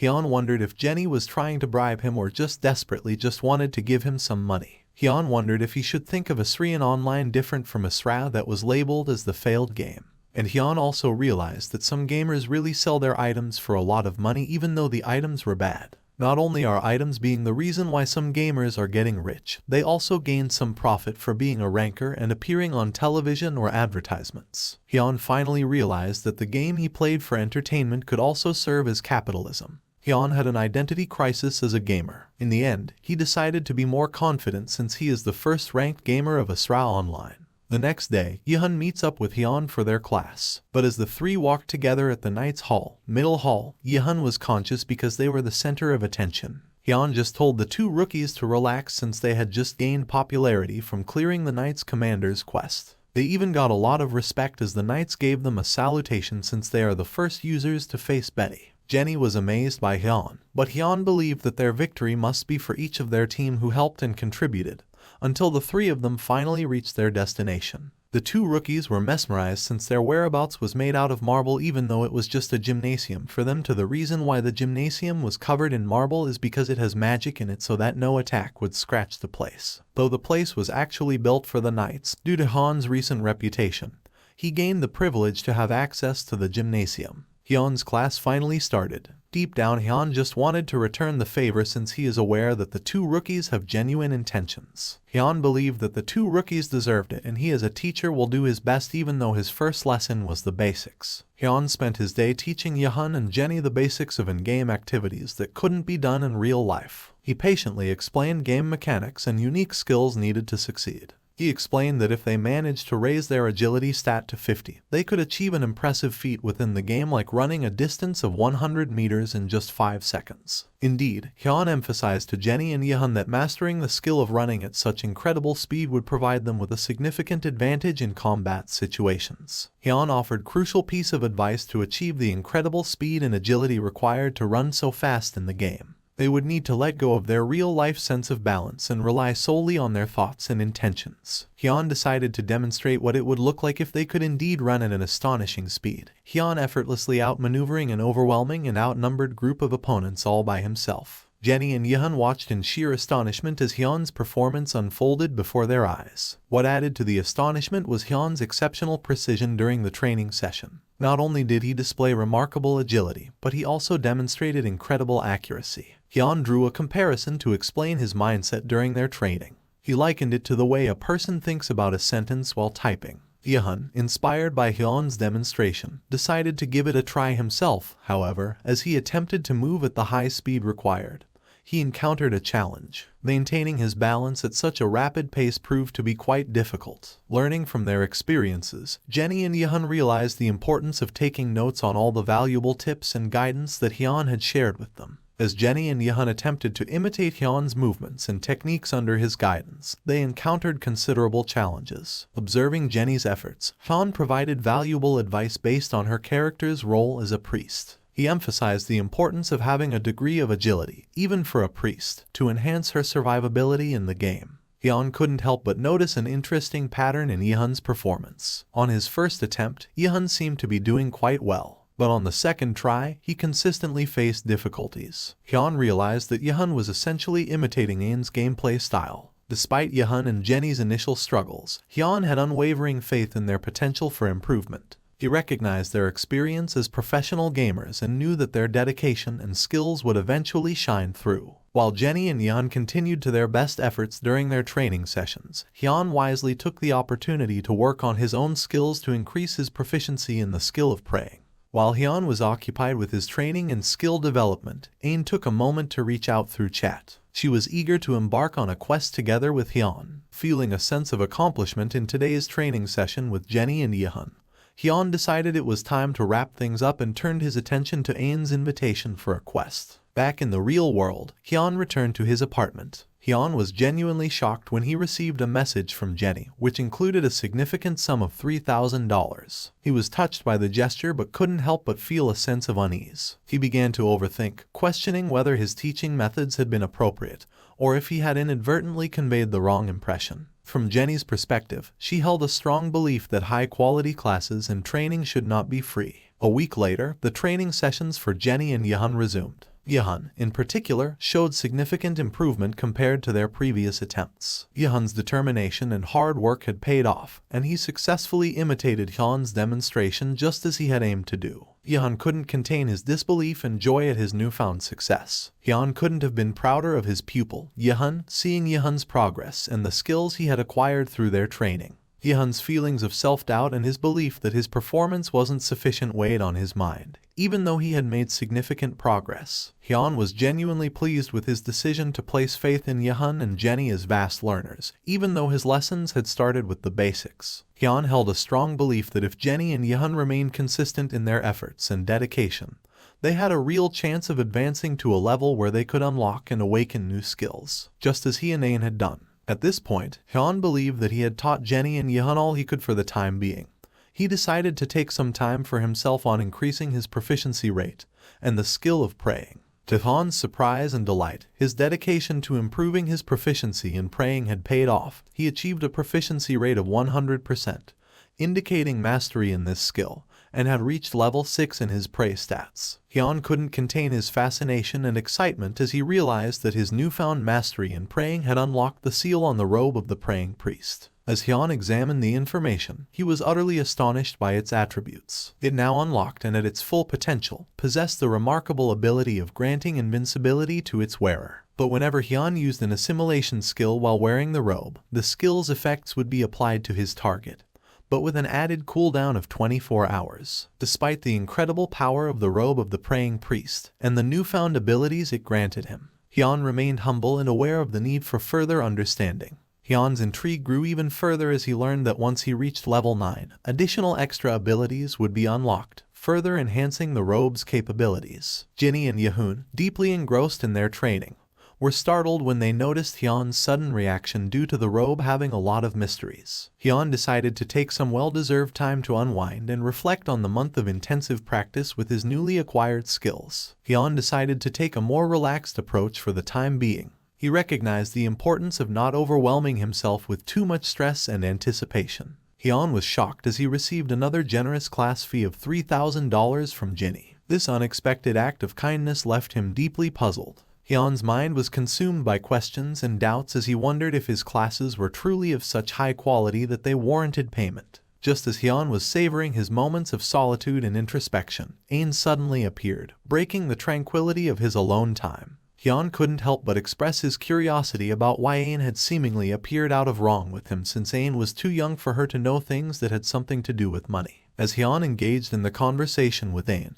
he couldn't help but reflect on her invaluable role in his journey as a gamer, including infiltrating the heavens despite Hyun hailing from the abyss side. Feeling a renewed sense of camaraderie and adventure, Hyun decided to extend an invitation to Ain for their next virtual journey. As Hyun and Ain prepared to embark on their new adventure, they were suddenly spotted by another gamer who recognized them. The young gamer who had spotted Hyun and Ain was clearly delighted to come across two players whom they regarded as amazing. Totter called out for Ain and Hyun's attention, eager to engage with the two experienced players. As they engaged in conversation with Totter, Hyun and Ain couldn't help but wonder about the young gamer's intentions and what he might want from them. Hyun, with straightforward honesty, told Totter that if he wished to ask for a quest or assistance, they wouldn't be able to help at the moment due to their own busy schedules. Totter revealed that he had been actively searching for Ain and Hyun for an entire month. Observing the situation and Totter's apparent enthusiasm, Hyun couldn't help but wonder if Totter was primarily a fan of Ain. Totter's enthusiasm grew as he shared that Ain's fame had reached a level where everyone who played Asran online knew about her. He even revealed that he was the one who uploaded the video of Ain's gameplay that made her famous. Hyun and Ain, upon hearing Totter's confession, didn't feel touched or impressed. Instead, they began to view Totter's actions as those of a stalker. Feeling a bit uncomfortable with Totter's behavior, Hyun and Ain decided to go ahead with their initial plan to head out for their own adventure. Totter, left standing there, was dumbfounded and taken aback by the unexpected turn of events. Despite the initial misunderstanding and the discomfort it had caused, Totter remained persistent. Totter assumed that Hyun and Ain deserved a clearer understanding of his intentions and actions. Totter's mention of potential revenue from the viral video caught Hyun's attention. The idea that their gameplay video had garnered such widespread attention that it could generate ink. With the topic of potential revenue and financial opportunities on the table, Hyun decided to approach Totter more directly. Ain couldn't help but feel bewildered as she observed Hyun giving his full attention to Totter, especially since their initial encounter had left them feeling wary of his intention. Ain's confusion deepened as she noticed that Hyun had been acting mysteriously lately. Recognizing the need to redirect their focus and embark on a new adventure, Ain approached Haein that they should set their sights to the heavens achievement. Heian, despite the earlier confusion and concerns, decided to give Totter a chance. To do so, he asked Ain, whose level was 82, to demonstrate her abilities to Totter. Heian, offering practical advice, advised Totter to work on increasing his level, which would make it more comfortable for them to assist him. Heian, taking on the role of a mentor or big brother figure, stood up to offer Totter some valuable gaming advice, as Heian chose to spend more time with Totter, offering guidance and mentorship, while Ain stood there, growing increasingly impatient. Heian inquired about Totter's earnings from his viral video, specifically if he had made at least 8,000 from it. However, it turned out that Totter's YouTube account wasn't monetized. Heian, upon learning that Totter hadn't enabled monetization for his video, may have begun to feel a sense of frustration or disappointment since it was a missed opportunity for Totter to earn revenue from his content. As the situation unfolded, Heian may have come to the realization that Totter's failure to enable monetization on his video had indeed led to a wasted opportunity. Totter, feeling a sense of fear or unease in response to Heian's apparent disappointment, explained that he had refrained from enabling monetization on his video because he hadn't obtained the consent of Heian and Ain first. Recognizing that he had overreacted and that Totter was just a kid, Heian extended a compliment to him. He acknowledged Totter's skills in video editing. Heian, looking at the brighter side of the situation, realized that there could still be an opportunity to earn money through collaboration with Totter. Heian harbored the hope that Ain would agree to collaborate with Totter, recognizing her as a significant asset in their duo gameplay. As Heian was contemplating the possibility of collaborating with Totter and thinking about Ain, she suddenly appeared right in front of him. Heian offered Ain a seat, indicating his readiness to discuss the business matters and potential collaboration with Totter. After a thorough explanation and discussion about the potential collaboration and its implications, Ain took her time to carefully consider her decision. Ain's careful consideration extended to ensuring she didn't miss any important details or aspects of the discussion. To do so, she took the time to repeat and recap all the explanations. As Ain carefully reviewed all the explanations and details, Heian couldn't help but feel nervous. He understood that Ain's agreement was crucial for the collaboration to proceed. Ain, after careful consideration, stood up and voiced her opinion, expressing that she was not okay with the collaboration. Ain's discomfort with the idea of people she didn't know watching her play, but Heian acknowledged her feelings by respecting Ain's opinion. Ain couldn't help but feel touched by Heian's maturity and his respectful response to her decision. Ain, likely still considering the implications of the collaboration and Heian's motivations, asked him once again if he truly needed the money. In response, Heian clarified that he wasn't in desperate need of money. Ain's apparent reconsideration of her decision left Heian feeling confused about whether she had changed her mind and was now considering the collaboration. Ain, reflecting on Heian's kindness and respecting his desires, appeared willing to support a decision that he favored. In a generous and understanding gesture, Ain proposed that Heian could go on an adventure without her, effectively giving him her consent to collaborate with Totter. Heian, initially nervous about Ain's reaction, Ain clarified that it would be better for both of them to reach the same level in the game. Ain, demonstrating her support and understanding of Heian's desire to collaborate with Totter, decided to log out for a while. This gesture allowed Heian the space and opportunity to pursue the collaboration. While Ain felt disappointed that they wouldn't be a duo for a while due to their decision she prioritized Heian's happiness in making his own choices. Despite Heian's desire to collaborate with Totter and explore new gaming opportunities, he also didn't like the idea of playing without his best gaming partner in duo, Ain. Heian's feelings of frustration and disappointment were evident as he grappled with the idea of embarking on an adventure alone without his cherished gaming partner, Ain. Heian's main concern was his uncertainty about whether he could effectively play the game especially when he considered Ain to be his biggest asset in their gaming adventures. Totter, understanding Ain's discomfort with the idea of fame, made the decision to take down the video. On the other hand, Heian felt disheartened by Ain's departure, leaving him with mixed emotions. Heian's sadness was palpable as he grappled with the prospect of playing an online game all alone. As Heian contemplated the idea of going solo in the game, he tried to recall his previous adventures. However, most of his memorable experiences involved having a companion, whether it was the time he assimilated with a doll, or the heroic rescue of Louise from captivity. Heian was under significant pressure, particularly because his role in the game primarily involved being a support player, and he had reservations about the idea of exposing his assimilation skills, which is not something he wanted to make public. As Heian contemplated his options and the potential challenges of going solo in the game, Totter took the initiative to make the video private.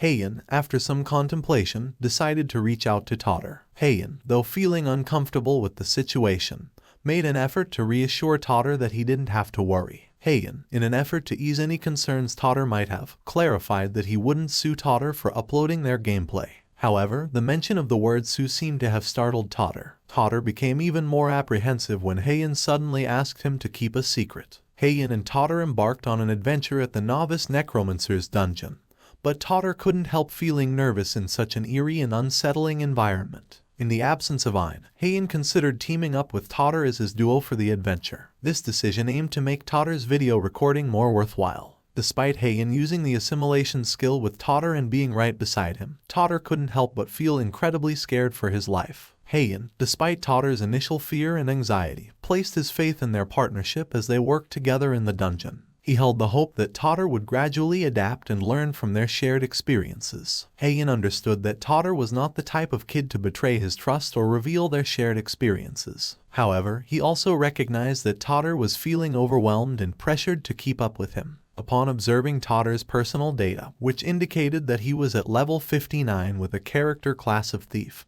Heian noticed some unusual skill choices. He concluded that Totter's skill choices might have been inspired by posts he had seen online. As Totter entered the dungeon, Heian decided to film Totter's new combo record. While advancing through the dungeon, Heian expressed his curiosity about the ranks of Totter's weapons. Totter replied that his weapons were of the magic type. Heian observed that Totter was still lacking in game currency, and he made a promise that once they earned money from their YouTube endeavors, they would use it to purchase new weapons for Totter. Suddenly, a group of formidable opponents appeared in front of Totter and Heian, posing a significant challenge in their path. Totter felt a doubt, wondering if he could defeat the intimidating group of skeletons in front of him. Heian, however, reassured Totter that he had the capability to overcome the challenge, as the opponents were all at level 30. To demonstrate the effective strategy and techniques required to defeat the skeletons, Heian decided to temporarily take over Totter's character. Heian's gameplay demonstrated incredible speed and precision as he swiftly moved through the group of mobs, instantly dispatching them with ease. The experience of assimilating with another body in the game, different from his usual partner aim, provided him with a sense of excitement. Totter, witnessing Heian's incredible gaming skills, was deeply astonished to the point that he thought of uploading the video of this remarkable gameplay crossed his mind immediately. Despite Totter's enthusiasm and eagerness to share the video, Heian remained humble and believed that his performance was not sufficient to make the video go viral. Heian suggested that if they were going to create gameplay content, it should be taken to an even more extraordinary and captivating location or scenario. With the goal of creating an extraordinary gameplay video, Heian made the bold decision for them to venture deeper into the dungeon, specifically to the dungeon's core where a multitude of skeleton mobs awaited them. Before venturing into Asrian Online, Heian had already gained recognition as a top-ranked player in Asrat Online despite being a complete newbie when he first started playing. During his time in Asrat Online, Heian's character class was also a thief, similar to Totter's current class. However, Heian's choice of weapons differed as he specialized in using dual swords. In the latter half of Asrat Online, Heian made a significant change in his choice of weapons. While he initially used dual-wielded swords, he eventually switched to using a two-handed sword. Heian had a penchant for a stylish approach to combat in games, and that's why he thoroughly enjoyed the experience of assimilating with Totter during their gaming adventures. Heian offered valuable advice to Totter, emphasizing that being a thief could be a strong job if one could stack combos indefinitely. However, he also pointed out that there were limitations. Heian was pleased to hear that Totter had grasped the reasons for their journey to the core of the dungeon. He advised Totter to be patient and take their time as they progressed deeper into the dungeon. Totter learned that, in order to reach the core of the dungeon, they had to clear all the paths by eliminating mobs in the outer areas. Heian held the hope that Totter would have faith in their strategy and continue recording their adventures for content creation. Heian held a strong sense of confidence that Totter had no reason to worry as he had strategically chosen the best location for Totter to utilize his combo skills effectively. In addition to being an ideal location for Totter to utilize his combo skills, it was also the perfect place for creating content and showcasing their gaming prowess. Totter was undoubtedly impressed and sure that Heian possessed amazing skills when it came to, but Totter expressed curiosity about whether a player could effectively damage enemies without using a weapon, especially given Heian's use of his bare hands during their gameplay. Heian firmly believed that his unique fighting style, which involved using his bare hands, was the most effective way to maximize the use of combos. Heian advised Todder to take a step back and observe as he finally drew his weapon. Heian wielded 2 daggers with impressive swiftness, leading to the swift and complete annihilation of the skeleton monster. Heian used the opportunity to demonstrate not only the importance of using abilities, but also the timing and decision-making behind their usage. Todder was astonished by the accuracy of Heian's advice as he witnessed Heian throw a dagger directly at the skeleton monster's head. While the monster was momentarily distracted by the thrown dagger, Heian capitalized on the opportunity and unleashed a powerful combo attack using his fists. Todder realized that Heian had strategically planned and executed his actions. Todder was in a state of disbelief, utterly astonished by Heian's exceptional gaming skills and strategic brilliance. Upon reaching the core of the dungeon, Todder had a realization that Heian had strategically planned their trajectory in a way that allowed them to face multiple enemies simultaneously. Heian executed a series of consecutive eliminations, targeting the same type of high damage points. Despite not being able to obtain any more combos for the next 5 minutes, Heian remained undeterred by the situation. Heian made the most of his remaining time by using all available combos against the mobs. With a powerful display of force, Heian annihilated the mobs using a combination of his fists and the assistance of a single dagger. Despite the game warning Heian that he didn't have enough time to use the combos, he skillfully managed to help Todder achieve various in-game accolades, including titles such as Mercenary Master, Veteran Weapon Specialist, and Skilled Soldier. Todder couldn't help but worry about how long Heian could sustain his extraordinary abilities and combat prowess. As Todder observed Heian's clean and precise combat style, he was inspired and felt like he could learn to emulate Heian's techniques. Heian demonstrated remarkable consistency in his gameplay, repeatedly showcasing his impressive abilities. Heian now confronted a group of skeleton monsters that had a more elaborate and stylish appearance. As Heian successfully annihilated the fancy monsters, he not only continued to showcase his combat prowess, but also helped Todder increase his agility. Heian decided to show off his powerless wave. As Heian demonstrated his powerless wave and showcased his exceptional ability, the skeleton monsters in the game began to feel intimidated by him. For Heian, the exhilaration of his uncontrollable speed was undeniable, and he was thoroughly enjoying himself. In a climactic moment, with hordes of monsters standing before him, Heian unleashed a devastating attack that annihilated them all. After the intense battle, the realization that Heian could accomplish what seemed impossible within the game and witnessing Heian's incredible display of skills, Todder was left in profound astonishment. But Heian advised Todder that what they had experienced so far was just the tip of the iceberg in terms of what they could achieve in the game. Todder wanted to seek Heian's consent to upload the video of their adventure. However, Heian found the question unnecessary because uploading the video was their primary goal from the beginning.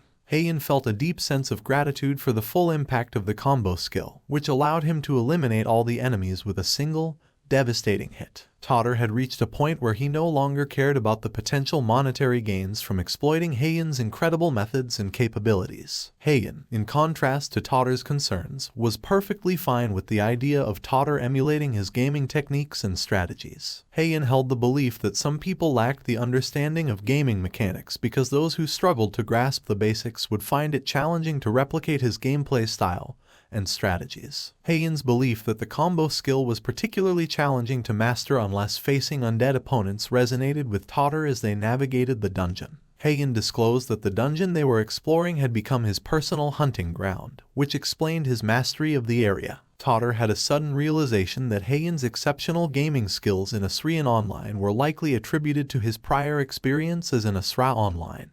Heian came to the realization that there was no need to keep his identity as a top Asra Online player hidden from Todder, especially since Todder was such a devoted fan.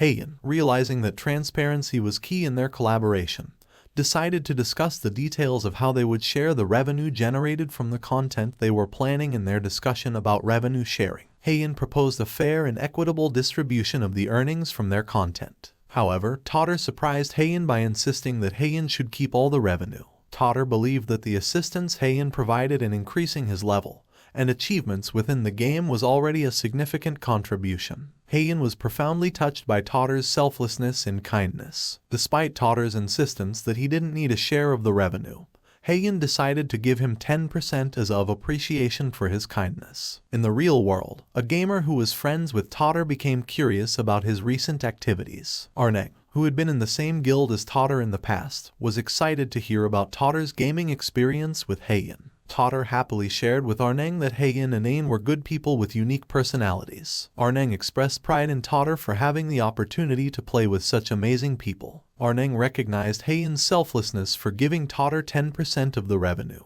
Despite his incredible skills and contributions to the gameplay content, Arneng, acting like a big brother, promised Totter that he would provide him with some advice on becoming a YouTube content creator. Totter was thrilled by the offer. After the filming of 3000 Combo Thief ended, is a month enough time? A few days is more than it didn't take that long. Enough. Totter decided to focus on editing for the next few days. Meanwhile, I did achievement quests with Ain, and when she wasn't online, I helped Practice and Ginny with their training. Other than that, I used the Knight's Hall to level up in situations like that. Falling on purpose is good as well and increase the proficiency of prey while training alone. A few days later, defeat Knight's training dumb is clear. You've earned experience. Congratulations. You've reached level 100. Level up. Oh, finally, you've reached level 100 and have unlocked the job change quest. You won't gain experience until you complete the job change quest. Any further experience gained will be saved up and applied after the quest. These stats are comparable to a level 200 users. High on HP, 5500 over 5500 mana, 860 over 860 job. Support TEPOEPS DZH62 Angel. Recognized by an NPC.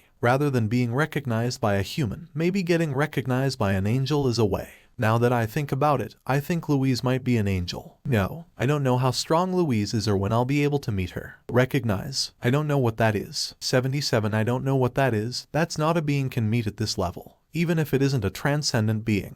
There was a strong NPC. Wait, you guys are always welcome. Knight Commander Ollie is an NPC that's over level 400. Didn't I get recognized after the Evil Seed quest? Commander, what do you think about me? Knight Commander Ollie doesn't fully recognize you. You'll have to try a bit harder to gain his full trust. Affection, do you really think that I'm trustworthy? Of course, I swear it by my name, this bastard's lying to me. It wasn't enough with the Evil Seed. Should I show him my heavenly being's Moonlight in? I've been waiting for you. There have been some rumors going around recently. A quest? Let's resist for now. What rumors? Have you? Right? I guess I'll be able to gain his full trust once I clear another quest. Ever heard of demons? Demons are evil and cunning. Not only that, but they're so strong that defeating them with human strength alone is almost impossible. I remember how Cadriel deceived me. Yes, the problem is that reports of people seeing them have increased. If the rumors are true, the Empire must act before anything happens. Heaven's linked quest. The commander is asking you to find traces of demons. Heaven's Medal of Honor X15 Lex stats plus 6 Empire Knight Commander's necklace. He only gives his necklace to people he trusts. I think you have a talent for infiltrating, so I want to task you with this. It's slightly disappointing that you've alone.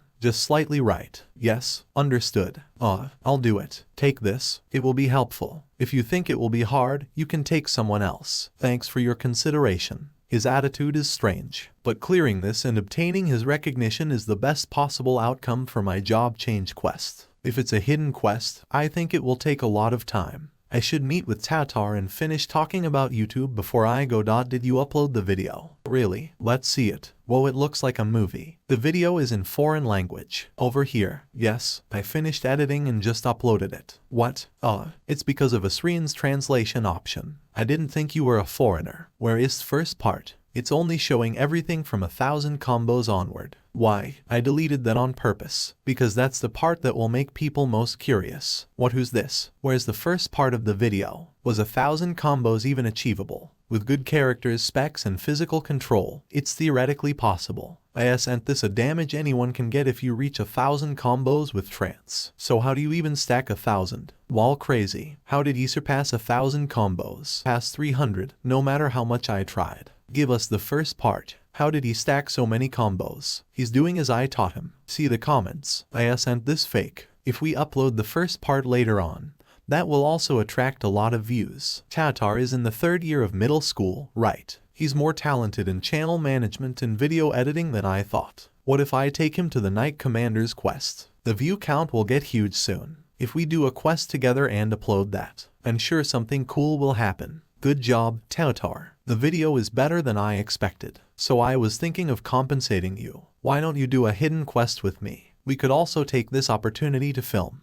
It's the Knight Commander's quest. I can take another person and thought of you. Really? A hidden quest? Yes, of course. If you keep editing like this, you have the right to do so. Hyung, thanks. I'll have to talk to Ain beforehand. Don't hug me. 323. Thanks a lot. There's still somewhat of a level difference, so I guess it should be okay, right? I was planning to. 190 with her Ain. I just leveled up, so I will do the job change quest now. How about you try to reach level 100 while I quote am doing it? Okay, nice. Did you receive the quest? Let's get going. Yes, this is a hidden quest. When you're at my level, you don't even check normal ones. It's the first time I've seen a hidden quest. 2000 is expected of an Asra veteran. I can't wait to see it. Infiltrating the Abyss. Hyung. But I'm part of the Heavens. Abyss Zone Hades Valley. It's okay. I'm of the Abyss. But I'm of the Wait. Hyung, you're part of the Abyss. How did you enter the Knight's Hall like this? Assimilation. I hid myself in Ain's body. I see, but I'm currently of the Heavens. Unless I assimilate into you, I'll still have this rune on my hand. So I think infiltrating will be hard.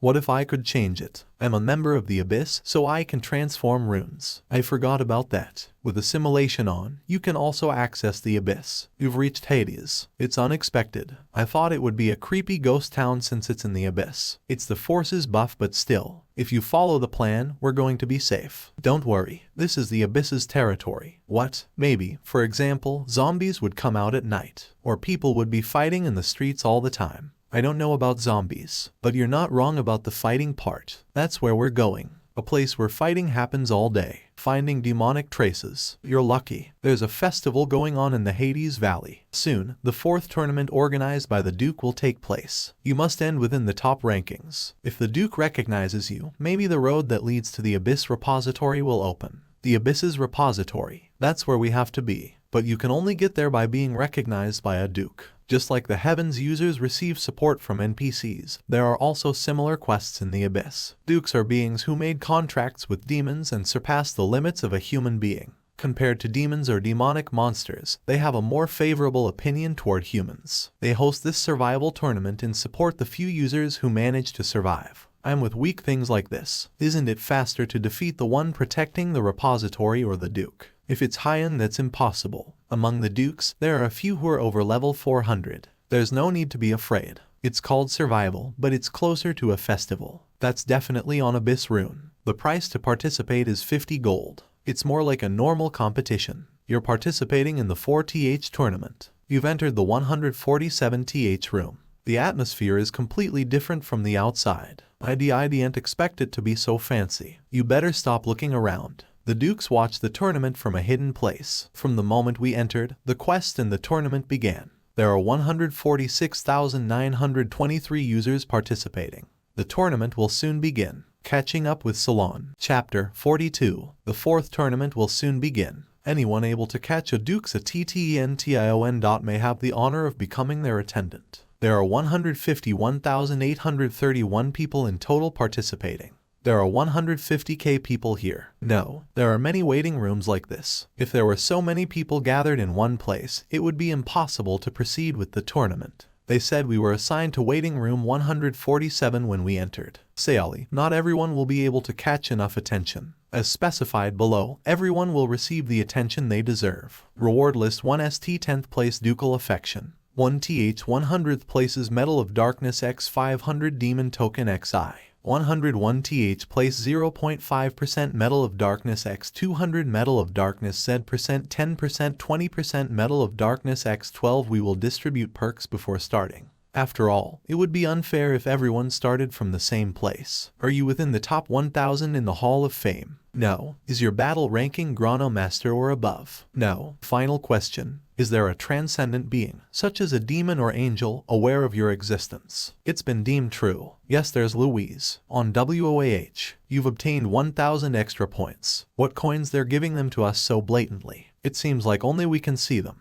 I was thinking we would draw attention. It disappeared quickly. You've obtained 100 normal participation points. Current points 1,100. The 4th tournament is now starting. The wall is going up. This is Jackpot Casino. I've never personally experienced an Abyss tournament either. 50 ID I didn't know it would be held like this. Bar major symbols 38-200. ISETHAT is why they distributed the points as if they were coins, so we can use them like chips. They've done a good job with the casino concept. I more or less understand now. This is going to be fun. Isn't it obvious? We should prepare to record the video. Leave everything to me. You could draw attention if you speak to yourself, so let's talk through whisper. What should we do first? Tournament Enos, 180 minutes. We're going to earn points here. 777. Is this a slot machine? It's my first time doing this. It feels wrong somehow. How exciting. Virtual history battle greater than difficulty. Betting restriction varies based on difficulty. 120p divided by 10, 100p divided by 5500p.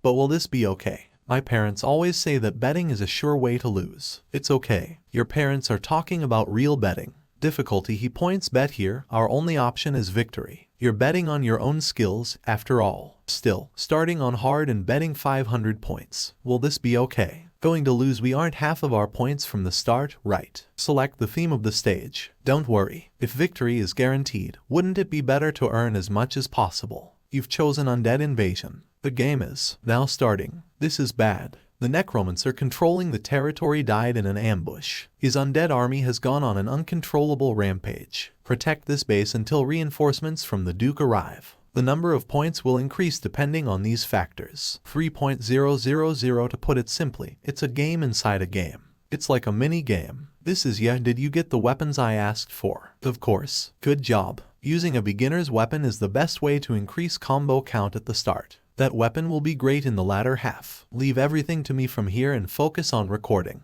Okay, then let's warm up. Time until reinforcements arrive. 598 seconds. The tournament is like a game center where virtual quests are held. They've emulated a casino by using the characteristic of obtaining or losing points based on bet results. There are virtual quests where you must complete quests alone or in a party. There are raids where dozens have to collaborate. And there are even PvP battle quests where special rules are applied. The tournament has a restriction of 3 hours. That's why you have to obtain points effectively from the start, and the best way to do that is with the virtual history battle. This wall has collapsed. The undead are coming. We don't have enough soldiers, but there's nothing we can do. I quote am isolated. We'll just end up trapped if we try to help. It's too bad, but we have to give up on him. No, we can save him. Time until reinforcements arrive, 238 seconds. It took some time to get here because I was trying to get to 1,000 combos. Thank you. Most of the walls have collapsed, so it's hard to call it a siege anymore. I must enter enemy territory alone. That person, who is he? That knight. That knight is supporting us. The Duke hasn't abandoned US. That's why he sent the knight first. The undead are coming faster than we can kill them. It's okay. Weapon change. There are just too many claymore. As I thought one hit is enough. Thanks to trance, my speed and damage output has increased, so using a two-handed sword in this state is lethal. A ghost. Harder undead are coming. If they grab you, it's over. Everyone, focus. There are just too many undead. Soldiers are dying one by one. Although it's a virtual history battle, NPC reactions are more realistic than usual, so it's hard to focus. If it goes on like this, we'll soon reach our limit, even with the prepared weapons. The difficulty is higher than expected. Still, there isn't much time left, so I'll do my best to hold out until then. Time until reinforcements arrive. 3 seconds, 1 second, 24 divided by remaining time, 2 seconds. You've cleared Undead Invasion on hard difficulty. Yes, I cleared it. The Duke has to participate in an important ball today, so he can't provide support. What if you're lucky? The Duke might resurrect you as an undead, so don't lose hope. Any additional time you manage to survive from here on will have a huge influence on how many points you receive. So this is what happened. I knew something was wrong when I saw the extra time survived option. Number of points will depending on these fact total killing. Elite monsters kill fortress. Our ability vivers left within the fortress extra time survive still. I thought that maybe it wouldn't be like that and did my best. When's the Duke going to come? This is hell. He won't come. The remaining soldiers. The Duke isn't coming. How many are? Mr. Knight. The Duke isn't going to come. They've already lost hope. Survive a bit longer. Look over there. What a lick, damn it, I can't protect someone and fight such a thing. Is tragedy itself. Hey, what are you? I've played Ashraf for 8 years, but I've never seen something like this before. The NPC took his own life. Chapter 43. What a lick. Damn it, I can't protect someone and fight such a thing. This is tragedy itself. Hey, what are you? I've played ASRA 8 years, but I've never seen something like this before. The NPC took his own life. Even back then, NPCs were similar to humans in mental capabilities. But have they ever acted in such a human way? You've cleared the quest. Calculating results. Lattice's record was broken. All-time tournament points ranking 1st. TARR 99.835 points. UNDERO defense 200. Ella TIC 71,619 points. Castle Extinction Operation 3RD. Flame Hell 58,194 points. Immortal Knights whose TARR. You've established a new record in a virtual history battle. You've obtained a lucky chip. You can exchange the lucky chip for 17,777 points. This is something like a special reward, since the first goal was achieved. The jackpot event activates when you establish a new record. Yes, but wait and see. The first place's theme was the undead, right? Is the virtual history battle easy to get points in? Let's try. What? Is everyone going there because I finished 1st? Will they be okay? I picked the undead theme because it's the best map to use Tautar's skills in. The skeletons don't feel fear or try to run, so it's easy to stack combos. But I wasn't expecting the high-ranking demonic monsters when the time limit ended. Although the difficulty was hard, in the end, a level 380 Balrog appeared. I was somehow able to hunt the lick, but the mission ended after that Balrog killed me. I don't think many users can survive the horde of skeletons at the beginning. 16 Yes, there are many ways besides that. Well, that isn't something we should care about, so let's move to the next step. Event Hall Bar. Is this your next plan? Are you going to keep drinking alcohol? This is the 4th cup already. Pitch Black Frenzy 1 Cuban pesos, 500 points. 1 cup costs 2 points. And you're already 4 deep. You didn't forget that we started with 1,100 points, right? 1 more cup please, just wait and see. Also, it was me who got all these points. You're underaged anyway, so it should automatically gel filtered. You probably can't feel anything from it. If it tastes so bad, why did you drink that many? It tastes horrible. It seems like you like this place a lot. If you're okay with it, I'd like to present you with special items. You've used 2,500 points and became the 21st VIP of the Darkness's Rest area. You can buy VIP exclusive items. Understood. That would be great. Then I'm going to present you with the list. They're all unique rank items, at least, and the price is cheap, too. They're tournament exclusive, so you cannot take them outside. That's right, they aren't bad, but you're right. We won't buy anything here. Then I need to pay you back. It's a tip. WASN that what you received for establishing a new record. Yes, normal users use this chip to exchange points, but that's not its real usage. I'm going to treat you the best I can. I promise. You've become the first VVIP client of the Darkness's Rest area. You've obtained 50p for being the first member. The VVIP exclusive list items have been added to the list. Being a VIP here is something that most people who have played ASRA know about. VIP catalog, but I'm sure no one besides me knows how to become a VVIP. After all, this is information I found in the Heavens Interloop. We must recruit him. The appearance of a new master. The 4th Ducal Tournament. A user who broke the ranked 1st Lattice's record AP paired. His nickname is TARR. He established a record of 99.835 points. TL is a result that's 30k points higher TL Lattice's previous record of 71,619 points. This record was established in a VIP history battle. 1st place. TARR 99,835 Paul Undead Defense S7 seconds when the YouTube video was posted. I wasn't sure. This time, we mustn't fail. 16-0 but we've confirmed that he broke Lattice's record. If we can make TARR join us, we might be able to recover from the mistake of having lost Ain. I quote, I'm sorry. There's nothing we can do about the past, as long as this goes well. I'm useless. Let's think about how we can contact him faster than others. Cheer up. I've also suffered, so I know how it feels after all. The news is that he broke Lattice's record in the tournament. That will probably be enough to make him finish among the top 10. Then, I think there's a chance he's going to participate in the banquet after the tournament. Should I try to recruit him during the banquet? It sounds good. That seems to be the best possible time. Our relationship with Ain worsened after that incident. If we somehow manage to make Tautar join us, he will become an important force for us. Darkness reached its heights thanks to its users. What if, after Ain, we lose him as well? That's crazy. Absolutely not. I'm sure most people wouldn't be able to do it. If you had the same skill set, could you copy that? Right?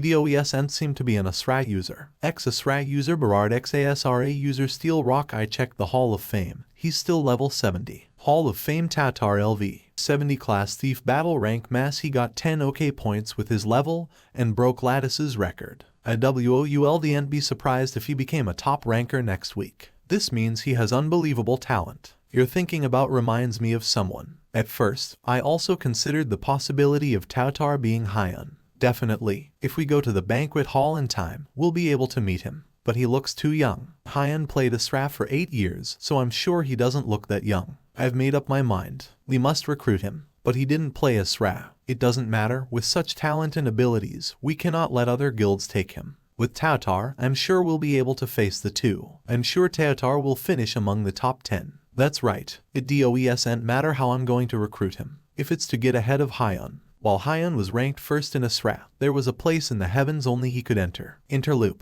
It's a place containing Asra's vast history and knowledge. 5 days before Asrian's opening, I saved most of the information that seemed important in the Interloop.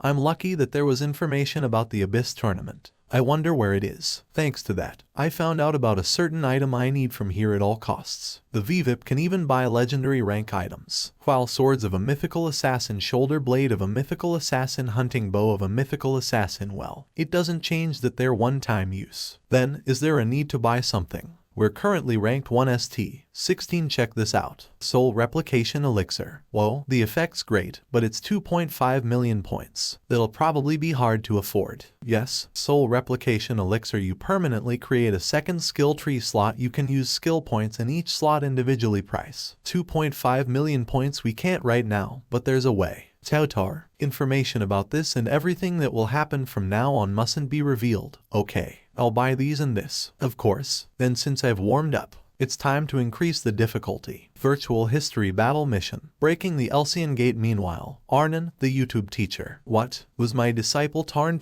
more talented than I thought? Chapter 44. Soul Replication Elixir. You permanently create a second skill tree slot. You can use skill points in each slot individually. Price 2.5 million points. There were a few things I found on the Interloop that I believed I needed to get my hands on at all costs. The first thing was the Heavenly Being title, and the second was this elixir. If you can create 2 skill sets with the same number of points, the number of possible skill combinations greatly increases. 23 plus. Such a thing is worth far more than a legendary or epic item. Tautar. Information about this and everything that will happen from now on mustn't be revealed. Okay, I'll buy these and this. Of course. Then since I've warmed up, it's time to increase the difficulty. The Abyss's army on the surface has been cornered. Go through the Golem City within 2 hours, reach the core, and destroy it. The result of the surface battle is in your hands. Points bet, 5,000 difficulty.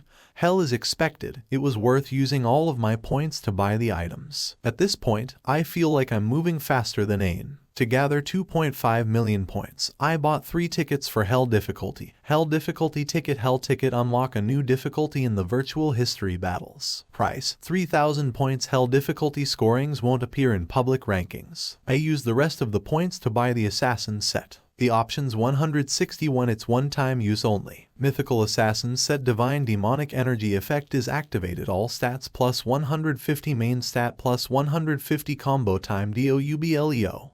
Critical hit damage plus 300%. Attack range plus 300%. Absorb 2% of damage taken as HP. Receive less damage from undead enemies. You can use the active skill Biological Time Stop. Combo time becomes fixed for 1 minute. €3. The Hell difficulty missions are based on the real difficulty of Asrian events. If you know the structure of the maps, you can effectively clear them. I've already gone through these maps in Asra, and the Mythical Assassin set is said to be the best for a combo thief. Even if I receive an attack 5,000 combo, you've obtained the achievement One Who Pioneers the Path of the Sword. Your agility has increased by 4. You lack skill levels, so combo count will no longer increase. I immediately recover it with the set's 2% absorption effect. You've used Biological Time Stop. Biological Time Stop. Combo is fixed at 5,000 for 1 minute. Breaking the Elcian Gate has been cleared. I have no time to waste. To the next one. Ancient Dragon's Soul Seal. Hell difficulty. These aren't going to be uploaded, and Hell difficulty scores aren't posted in the rankings,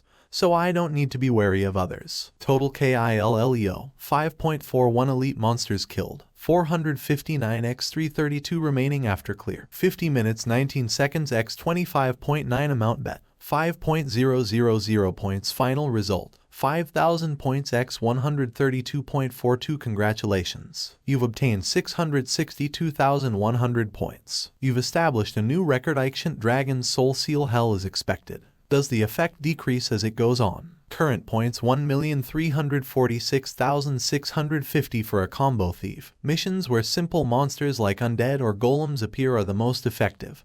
These items are quite impressive. Obviously, these are set items that you can't get right now, no matter how much money you spend. The real ones have a level restriction, too, and you cannot re-challenge a mission you've completed. There isn't much time left in the tournament, so this will probably be the last one. You've entered Illuna Satellite Invasion Hell difficulty. Prepare for the Heavens counterattack. Illuna is one of Asra's satellites. A fierce battle between the heavens and the abyss took place here. From what I know, this battle, I can't upload this. That's too bad, right? You can't. Hell difficulty recreates Asrian's history. There are many pieces of information I don't want known to the public. Yell they're praying. But that person in the middle of that light pillar, a priestess or maybe a saintess, angel puppets and endless horde is coming. We're currently part of the Abyss's forces. 50 the Balrogs are on our side. According to history, this battle ended with the heavens' victory basically. I'm a soldier of the Abyss who has no choice but to die in the end. Still, I should try to survive as long as possible. I can still go on. Has it been an hour? TARR, don't you have more skill points? Increase the combo skill. The 5,000 combos restriction is a bit disappointing. I don't have any skill points left. Why did you increase critical hit damage related skills if you're a combo thief? That was dangerous. That attack had the energy of a transcendent being.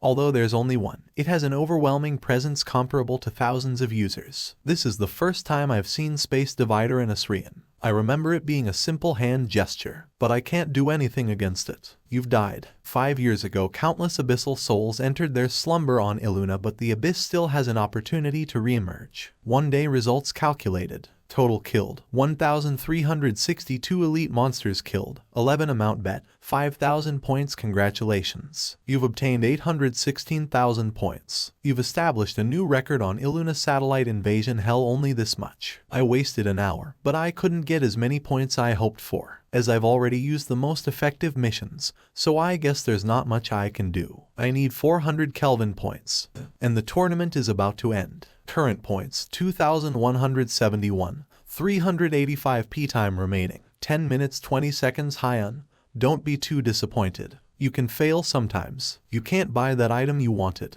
Who failed? Who said I couldn't? This much is enough. But you have to earn 400 Kelvin points in 10 minutes. Do you have enough time to zero another challenge? So you came again. Why a challenge? There are many ways to get points. Price, 10 points. Contains a random amount of points. Bet DISAPP in Argentine pesos MINUTES after the 4th to chances of a high amount being inside. The more you spend, the more you'll L price. 10 points. 1 contains a random amount of point. 15 10 minutes after the high amount being spent, the more point pockets. Don't tell me, is he going to leave it to luck? 191 You have a plan, right? Chapter 45. But you have to earn 4 ook points in 10 minutes. Do you have enough time to do another challenge?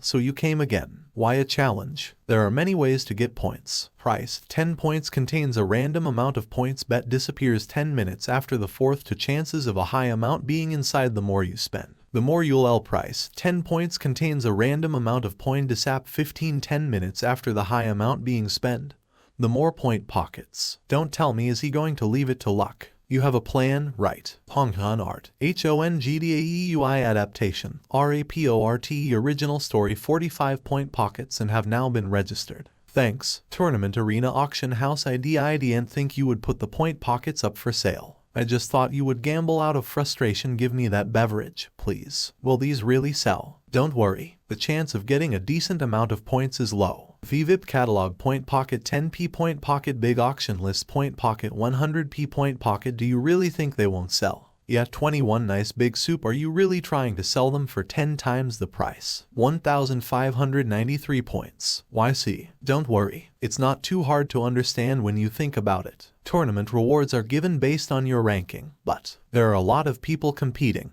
1st 10th place Quacal Affection 11th 100th place is Medal of Darkness X Sod Demon Token 11 101th place 0.5% Medal of Darkness X 200 0.5% 3% Medal of Darkness XBO 3% about 10% Medal to Darkness X 30 even 1 or 2 points can make a huge difference in the rankings. 10% about 20% Medal of Darkness X 12 20% about 30% Medal of Darkness X 12 I feel like I should be able to rise up a rank with just a few more points. The point pockets are a great bait in a situation like this. What if people see others buying Calculate and using the point pockets? Solo out. Total earnings. 1 million points. The commission will be taxed before the payout. No one will be able to resist. Amazing your 1st with 981,385 points in total. And with this point manipulation item I bought from the store trick you can change your tournament rank and value however you want. But the real rankings cannot be influenced. Price 2.000 points. I can fix my points at 100k. No one will find out that I'm the one who sold the point pockets. It's perfect. Here's the elixir you ordered. Thank you. You've purchased the for 2,500,000 points. You've permanently created a 200 skill tree. You can invest skill points separately from the 15T skill tree. Good. Just as I planned to think they would actually sell with 480k. Now I have another skill tree. Points left. Give me 3 of these. I should keep enough so that I maintain my position and use the rest to buy this. Reversal of potential. Do these allow you to reset your skill points? Reversal of potential. You can reset skill points spent on anything other than your awakening skill. Price 100k points. With this, I could. What are you doing? Do you want one? If I use this I might be able to reset my skill tree and do it properly. I thought that maybe it could be of help in making videos. That doesn't mean that I want one immediately. Tautar. We're in a mutually beneficial friendship, right? I assimilate into you to film videos. That's right. Is that so? And then you upload to YouTube and share the benefits. You don't think I'm cheap enough not to buy one of these for you, right? Take one of really. Thank you. It's coming out of your salary, so keep that in Mino. It feels like he's a different person. You've placed and won the tournament. Longest ton of gate is Merning to Sing, Boder and Grad Kurdipe. Spies Blueby by paying S passing Ive Young Leggett. Meopes Blue Chucks for Kaugfilant Hars I DIY. Ijing Wuthered Her and Blue Me Colleen Merning Diane. Congratulations. You've been invited to the Ducal Banquet. You'll receive your rewards at the banquet. It was still afternoon, and the Ducal Banquet wouldn't start until night fell. They decided to use the remaining time to rest and go over their skills. A PESH5 kill tree has been generated. I wasted a lot of skill points on Vision Sword. I can afford to mess up once on twice due to my reversals. What should I invest in to start? Now I should make a build more focused on supporting. Was there a skill like this? Yes, I think I can feel some changes. Tautar, you selected your skills as I instructed, right? Let's duel. A duel against you. I'm a combo thief, so I'm weak in PvP. It will be a friendly duel, so don't worry. You won't die, so don't worry. Well, that's true. I'm a support. It shouldn't be a problem. The will of both players has been confirmed. You attack first. I'm only going to use my new skills. I think so. Do I have a chance? That should be a good enough handicap, right? Then I'll start. Starting the friendly duel. He suddenly disappeared. Hyan picked the following skills with his new skill tree. Invisible, a skill that allows you to vanish for 2 seconds and makes every attack a critical hit. Where did he go? Biorhythm Acceleration, a skill that increases your speed for 3 seconds. An Impact Amplification, a skill that increases the damage of an ally within 2 meters. It's a combination of skills that I improvised. Impact Amplification isn't a skill I've been using since it wasn't useful for solo play. But to think it was this effective. I used to reject skills I couldn't use on myself, but if they work so great, that makes me even happier for the future. Oh, you're finally here. We've been waiting for you. Please, come in. The winner of this tournament has arrived. Mr. Tautar is here. The winner. ISNT, the combo thief who uploaded that video to YouTube. It seems like everyone's talking about me. He looks so weak. To think he'd win. He doesn't seem to be a high school student. Don't worry about it. We'll clear the quest after we get the reward. I don't have much experience in situations like, why don't you serve me? So you're the winner this time.